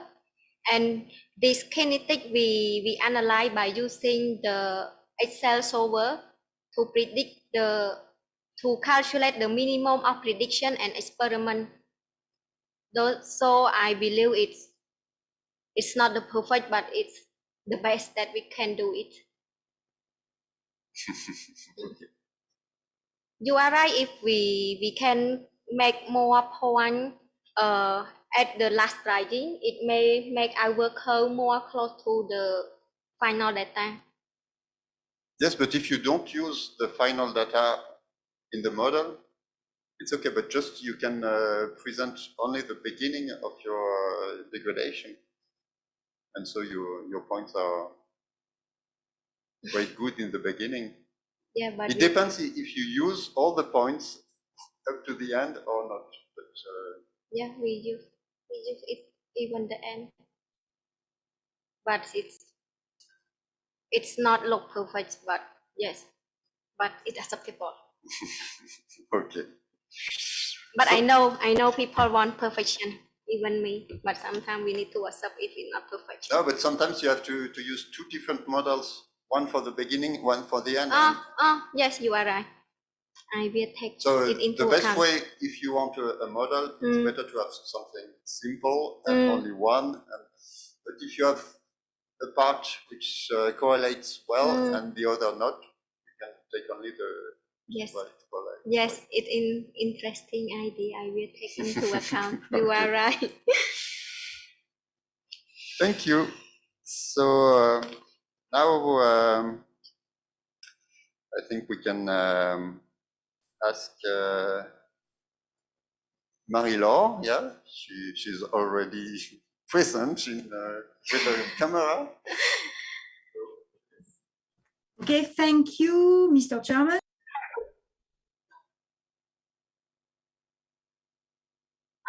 I did not hear you. Marie-Laure, sorry, I did not hear you. Okay, I'm sorry, I forgot to put my mic on. So many thanks to you, Sengly and Sylvie, to invite me to be part of that committee. I learned a lot. I am a plant ecologist, so very far from what you are studying here, but not that far. You will find it when I will have time to ask my questions. So many thanks to you for asking me to be part of that committee, because I really appreciate your dissertation. It is very clear, very well written, with the whole amount of information we need to understand what you are doing. And I think that the point and the major interest of your dissertation, at least in my opinion, was the global approach you used as a nutrition. You looked at the whole system using a nutritional point of view, and doing that, you address questions in a very specific and interesting way, at least for an ecologist like myself, because sometimes when you are only work with people who believe, behave, and think like yourself, you always address the same kind of questions. So it is very interesting to look at the whole system. It is the way we look at system as ecologists in general, with your contribution. So thank you for that. And some of the questions I was interested in have already been asked, and that's a rule in the committee. So I will go straight to my main concern.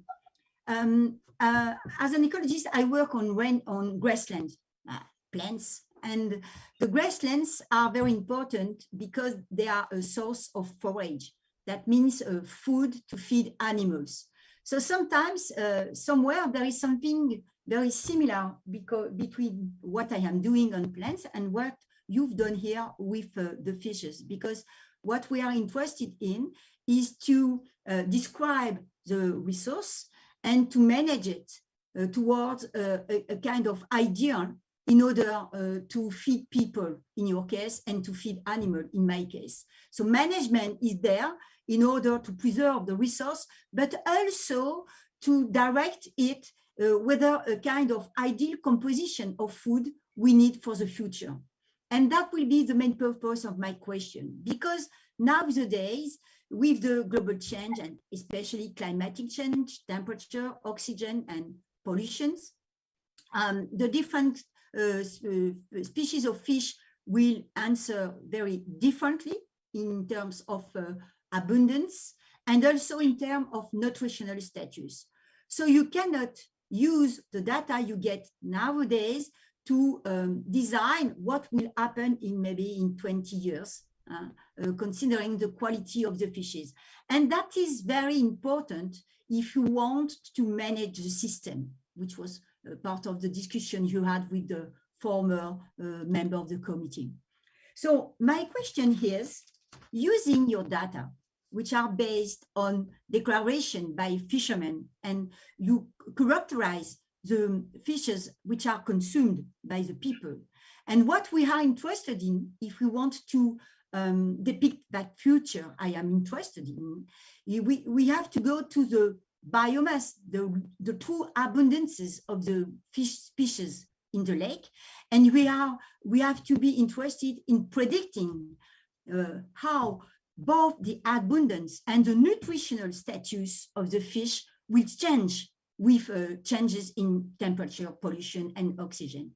Do you think that with the amount of data you got and the information you get from the bibliography, you can be able to do that? That's a very complex question, I understand. But I'm sure you get some. Yeah, from the data I got from the survey, from the nutritional of the fish, and also the fish powder, I believe it can be useful to predict about the future food security in Cambodia and fish consumption.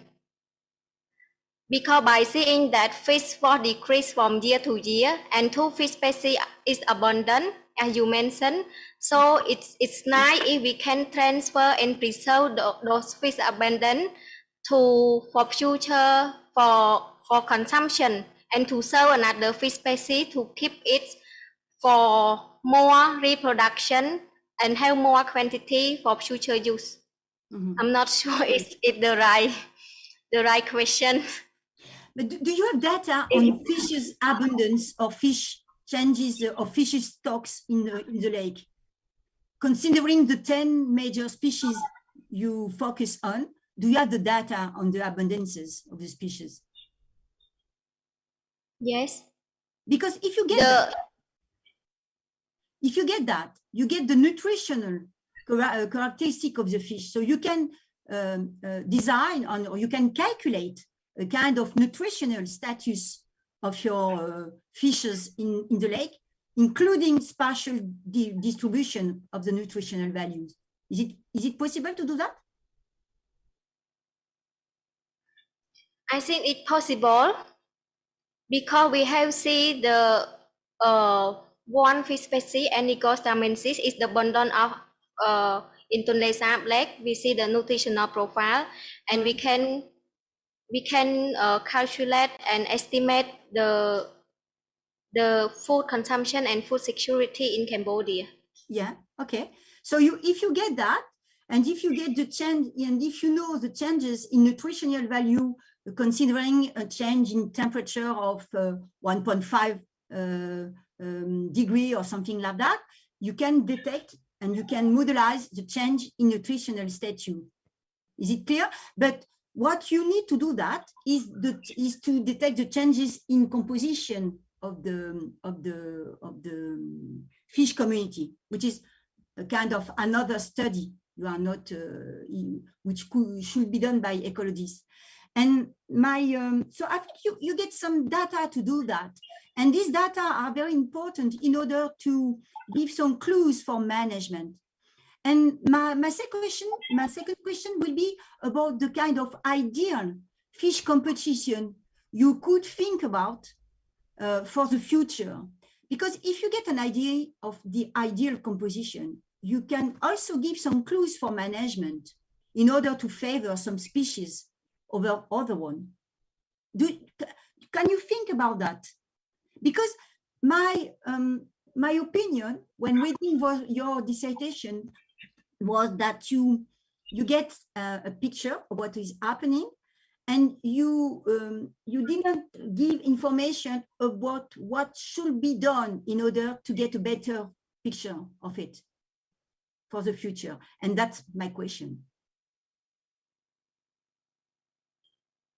By seeing the food composition of the fish, we can think that which type of fish species is more interesting and how contain our nutritional profile and less contaminant. So maybe we should preserve it or apply it for aquaculture. Is it possible to serve for Cambodian in the future or maybe another country? So it is important that we can transfer the fish composition by feedback for feeding and culture the fish and serve it as the food. But as far as I read correctly your dissertation, there are only 3 species which can be used in aquaculture. So what about the other one? Another one, actually the three fish is more popular for aquaculture, and another species it's still the natural lake because they not yet try to apply it to feed it, or maybe it's difficult to feed it. Sometimes fish species it cannot live in the pond. The natural or the fish sometimes it is the migration fish. They need to move from one place to another place to find the more water, more oxygenated, and more natural fish. That's why only three fish that acceptable and good for aquaculture. So what could be done to favor the other species which cannot be used in aquaculture? Do you know some things or not? Because it's quite an issue for the region. Yes, it's as you mentioned, maybe it should also thinking about feeding another fish species in aquaculture. But the first thing, we need to deep study about how they live, the condition of water, the temperature, the feeds, and how they breeding, reproduction. It need to more study before we decide to take the fish species to feeding in the aquaculture. Okay, thank you. Thank you very much for your answer. Thank you. Okay, thank you very much for your questions. And then we will ask Hasika, Dr. Hasika, to give comments and remarks and questions about the work. Thank you very much, Evan. I really appreciate all your hard work indeed to get this far and in your last step of your PhD. So once again, congratulations. So I have just a few questions to ask, since most of the questions have been asked already by our colleagues. So my first question is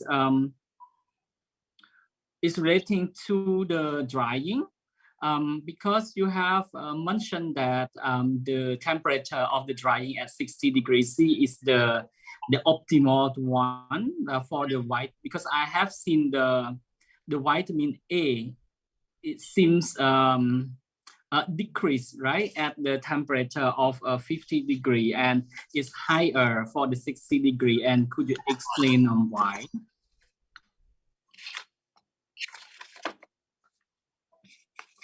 I will move to the slide. For the vitamin A at 60 degree, it should maintain more of vitamin A because the temperature is lower than 70 and 80 degrees Celsius.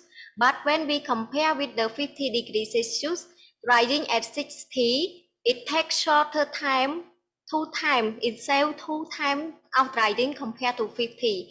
And more, as we have no vitamin A, it can be degraded by the temperature and also the presence of oxygen. That's why the drying at 50, it have lower of vitamin A. Mm-hmm. Because okay, it takes more time of drying at the 50. Okay, thank you. And also you have stated about the heavy metal that you have found, you have mentioned the manganese, arsenic, and lead.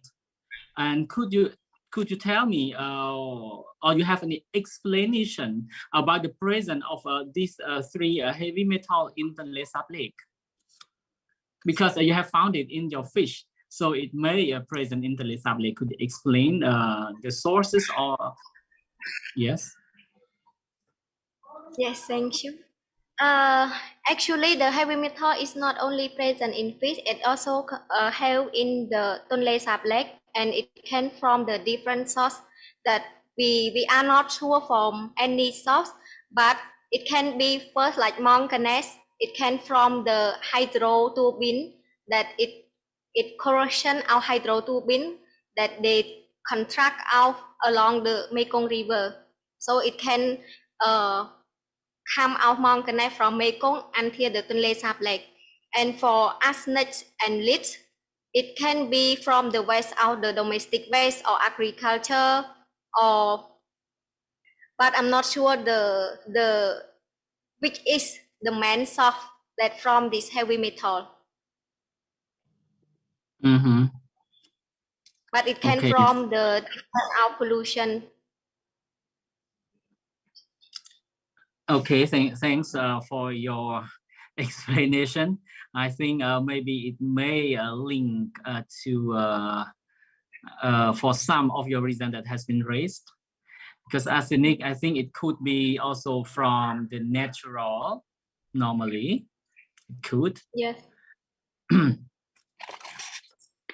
Okay, so my another question is that because I think Marie-Louise, she has asked you that questions about the toxin or the microbial growth that related to the moisture content or the other like the water activity. So in your recommendation, you have stated that you should focus on also on like the potential the pathogens. And in terms of the fish powder, what kind of potential pathogen would you recommend to analyze? You have any idea? For the fish powder, yes, as the water T is low, so it can have a little chain of pathogen that can have in the powder. So I recommend not to analyze the pathogen in fish powder, but maybe the toxin from the pathogenic microorganisms. Because you know that most of pathogen microorganisms, it can grow when the water activity more than 0.8, and when it less than 0.8, it won't have more in the product. But maybe it the present out the toxins in the raw material, and when we transfer, it still retain in our final product. But for mention which type of toxin, I'm not sure. Maybe I don't know. I'm not sure which type. Yes, because you have stated, I think maybe in your recommendation you could maybe like extend a little bit more, because since you have mentioned that, maybe you can just go a little bit deeper by suggesting, because mostly to my understanding in the fish powder, they normally look for the like a Clostridium perfringens spores as the indicator in those kind of products. Yeah. Okay. So my another question is that among the fish that you have analyzed, you have around 10 species, right? Yes. What could be the alternative to replace the Henicor it's so complicated, the Henicorianthus siamensis? For example, if like this species is extinct and you have the rest other 9, what would you recommend? To replace the Henicorianthus because it is abundant, affordable price, and rich our nutritional profile, maybe we can use another fish species, but it depends on the aspect of stakeholder and food company. If they want more of micronutrient, they can take the Micus artery fast sintus, the third one. Okay. In Cambodia in the local name, because it also contains our nutritional profile and affordable price. In case the food company, they prefer micronutrient, but when they look for protein, maybe they can consider for Chanam micro test, because the big one, when they have more the land is longer, it have rich of protein, and it also abundant in the Tonle Sap Lake. But currently, any good salmon is the best.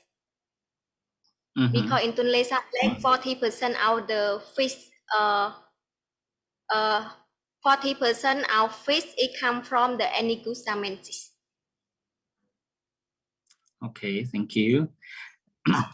And yeah, I think my last question, because you have stated about the nom tray, and I know that I think it has been processed for a while by the local company. And do you think it is successful for the children favor?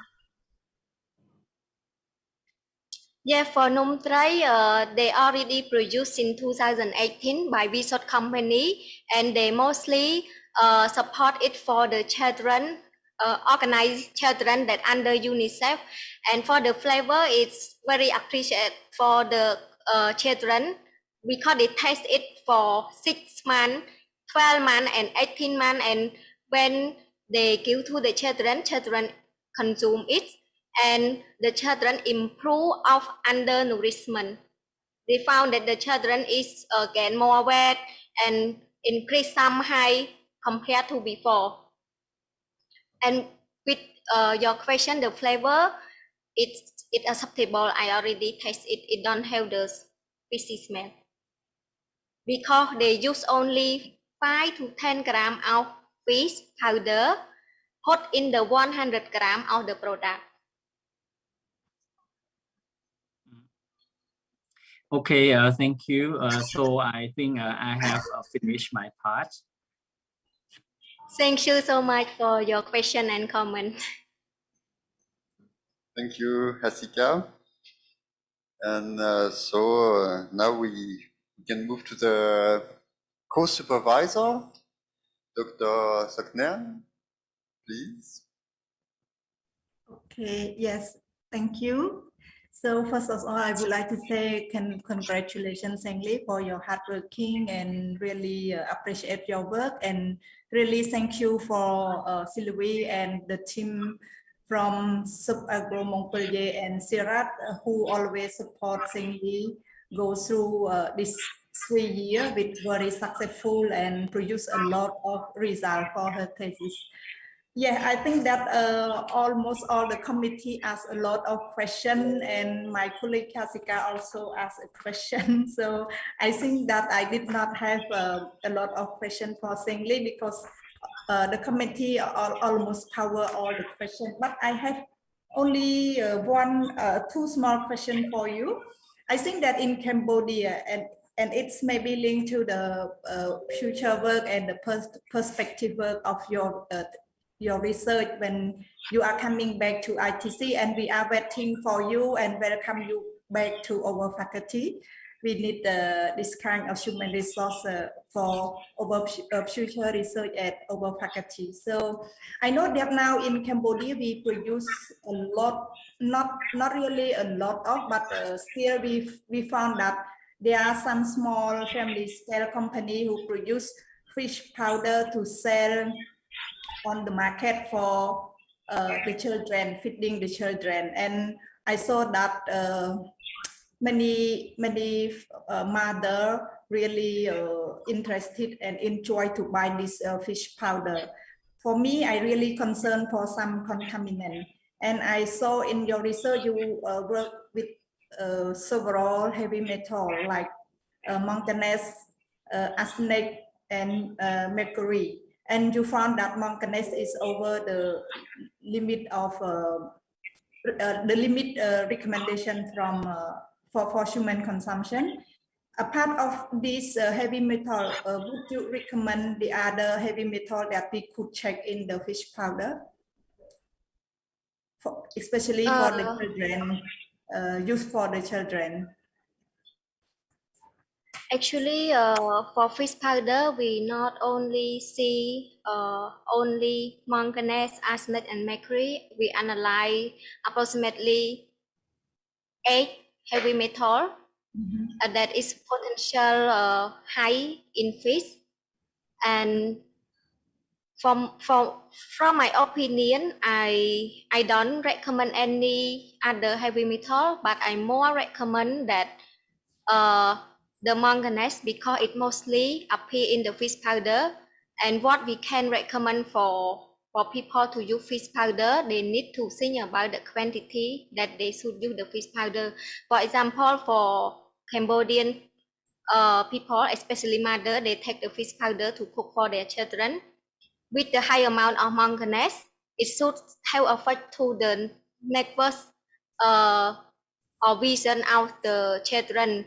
So they should think that which amount, 5 or 10 grams, they should cook for the soup for children. Yep. Okay. Thank you. So yeah, I think I have no other question. Oh yeah, one more question. I linked to the fish consumption in your first introduction. I saw the result of fish consumption.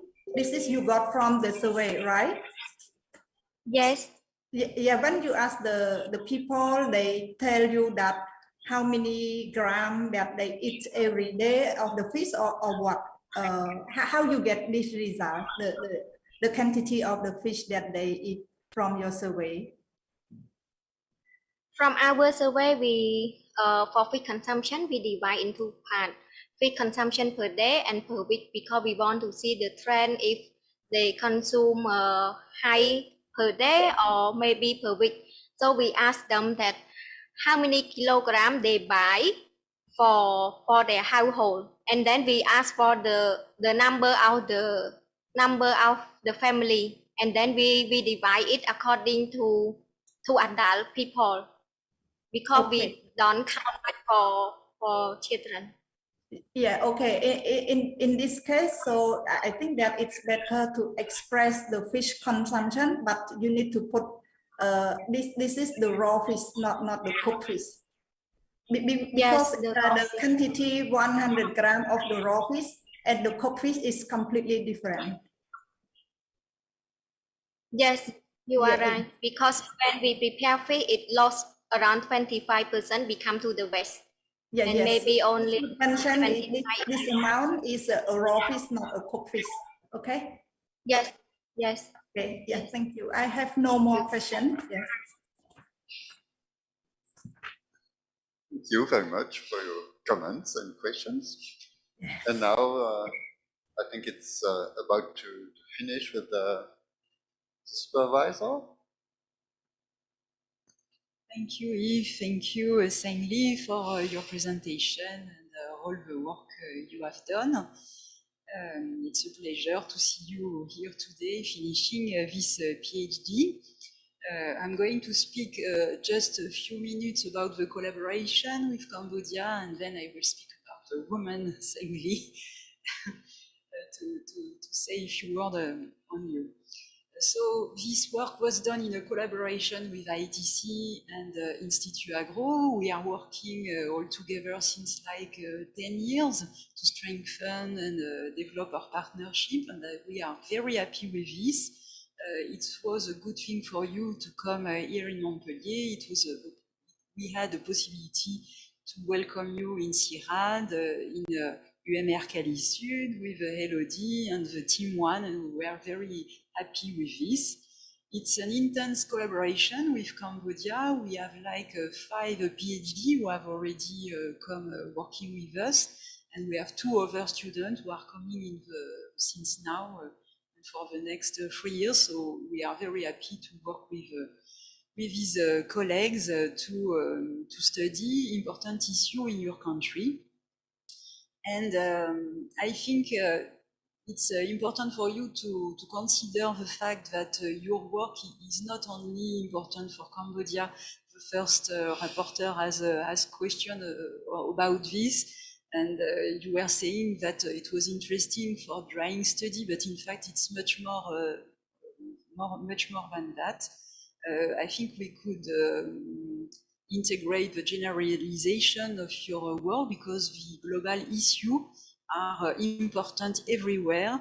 We have global warming everywhere, and the quality of water is degrading, particularly in dry season, and it is the case in France, even in the south, in Montpellier, in the Etant we are very close, we have living animals who are there and we can eat them, like for example oysters, and the quality of oyster in microbial aspect, but also in nutritional and contaminant can be derided. So the conclusion of the nexus between environment, food and health that you have raised in your work is also true for Europe, for the south of France, but also for a low-income country. So it's really important to take this into account, and I agree with the comments that were made on the fact that we could try to make a publication to generalize a little what we have observed the topic in Cambodia. And then I would like to come to Sengly, the young woman who was with us during 3 years. So congratulations, you have made really a great job. You are a very nice person, you are hardworking, you are very professional, and you never complain, you never say no. And I think that in the future you should take care, because you, well, today you have said no at some moment, but it's a good thing to define what you want to do and what you not want to do. But I'm sure you will reach that in the future. You had a great passion for your topic. And at the beginning, the subject was only on fish quality and drying, but you were speaking a lot about the Great Lake, and I have seen that you were really dedicating a lot of, I don't know how to say it, you are really respecting Tonle Sap Lake in Cambodia. It was really important for you, and it's the reason why we have integrated more environmental aspects in your work, because it was really concerning you, and it was really pleasant. So it was really a pleasure for me to work with you on all these aspects. And I would like to say that I'm very proud of you. I imagine your parents are proud too, your brothers, your family. For people who don't know Sengly was born in a region where people are growing rice in a rice field, and your father is producing rice, your mother is making silk, and you were in school, in a local school. You have learned and make your first years of study in Khmer. You write Khmer, you speak Khmer, it's your maternal language, and then you have followed your study in higher school with a course in English and then in French, because in ITC they are practicing both type of language at the same time, so it's really difficult. And then you have traveled, you have been working in Japan 2 months, and then you made a European master with semester in Portugal, Italy, and France, if I remember well. And Spain, 4 countries. 4 countries, yes. She's a traveler, and then she come back to France because I think she was loving Montpellier for her PhD. So I'm really proud to see your all the things you have reached and done, and really it was a pleasure for me to be with you. And today is the last day for you as a student, but it's the first day for you as a scientist, and happy to be here. I'm sure that we will work together in the future. We have got a lot of connection with ITC. You school, you come back as a permanent staff, so you will be available for future project with a colleague, Asika, Soutenance, etc. And I'm sure that we will continue to work together, because it was really a pleasure. Yes, thank you. It's a happiness for me to work with you too. Being with you, I can feel like I can solve any problem, and you always positive and encourage me any problem that I face. Thank you.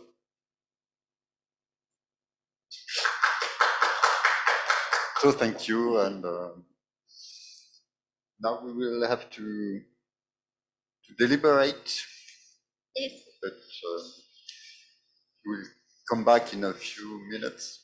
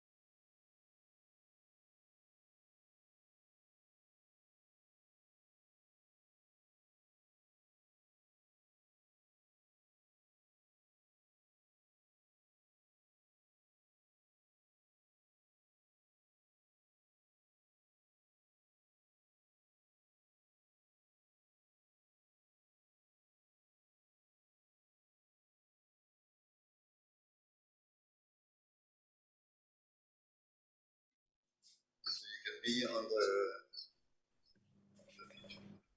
the camera is here now. So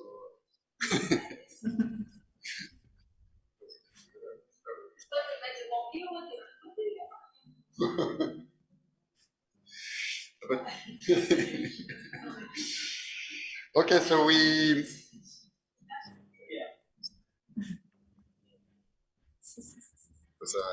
have to give you the results of the hard discussion we had, and after this very long discussion, as you can notice, we decided to give you the next name. The title of Doctor of Montpellier Supagro. So it's something you will be now Doctor of Montpellier Supagro.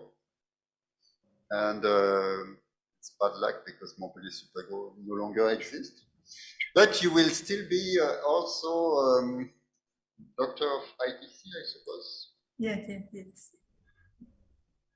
And so congratulations.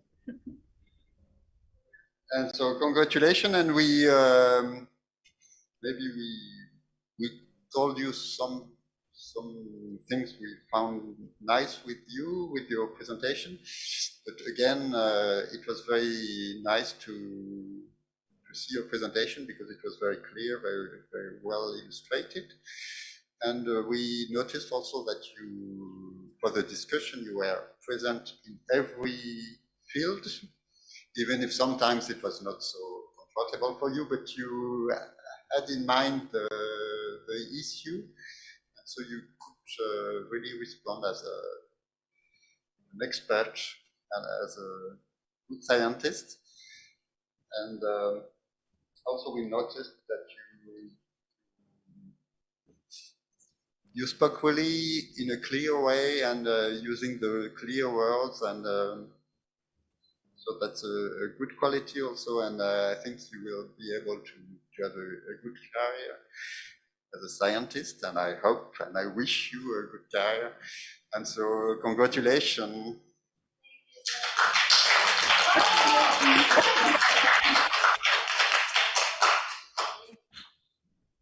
Okay.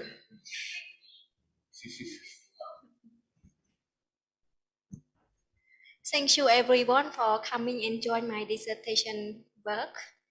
And first, I would like to thank you, Sylvie, that she is my best supervisor during the journey of study. She always kind and share her professional and even laboratory work to me. And also thank to Dr. Soutenance, my co-supervisor in Cambodia, to support and bring me to this journey of PhD. And thank you all the jury and committee who joined my dissertation defense. Thank you for your value time to come here directly. I really appreciate, and also for people who joined from distance. And without all of you, I cannot reach today. Thank you so much.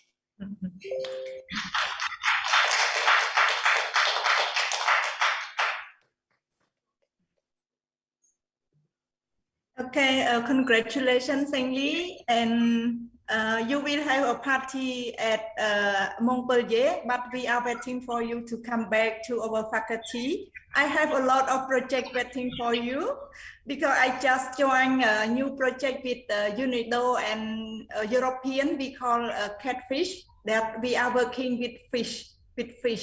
We will develop the research agenda on fish product development in Cambodia, and this project is waiting for you. So yes, really happy to welcome you back to our faculty. Yes, and thank you a lot, Sylvie, for always support Sengly, and not Sengly. We have a very strong and close collaboration between ITC and Montpellier.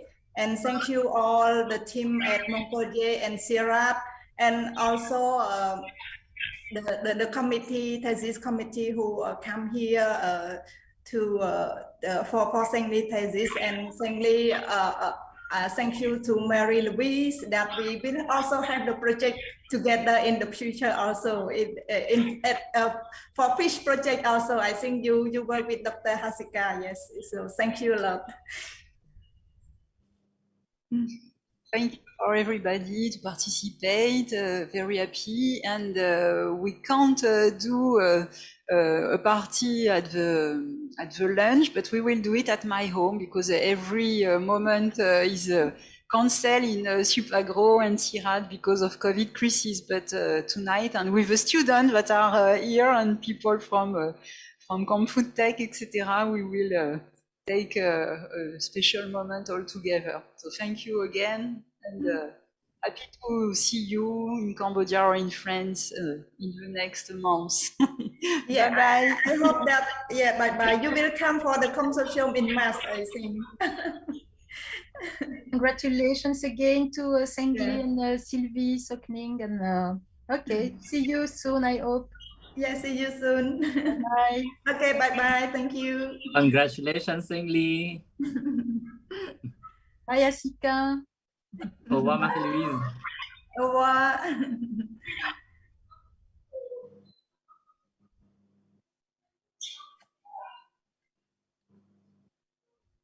Nhìn thọ hộp ạ. Dừng một lịch cá.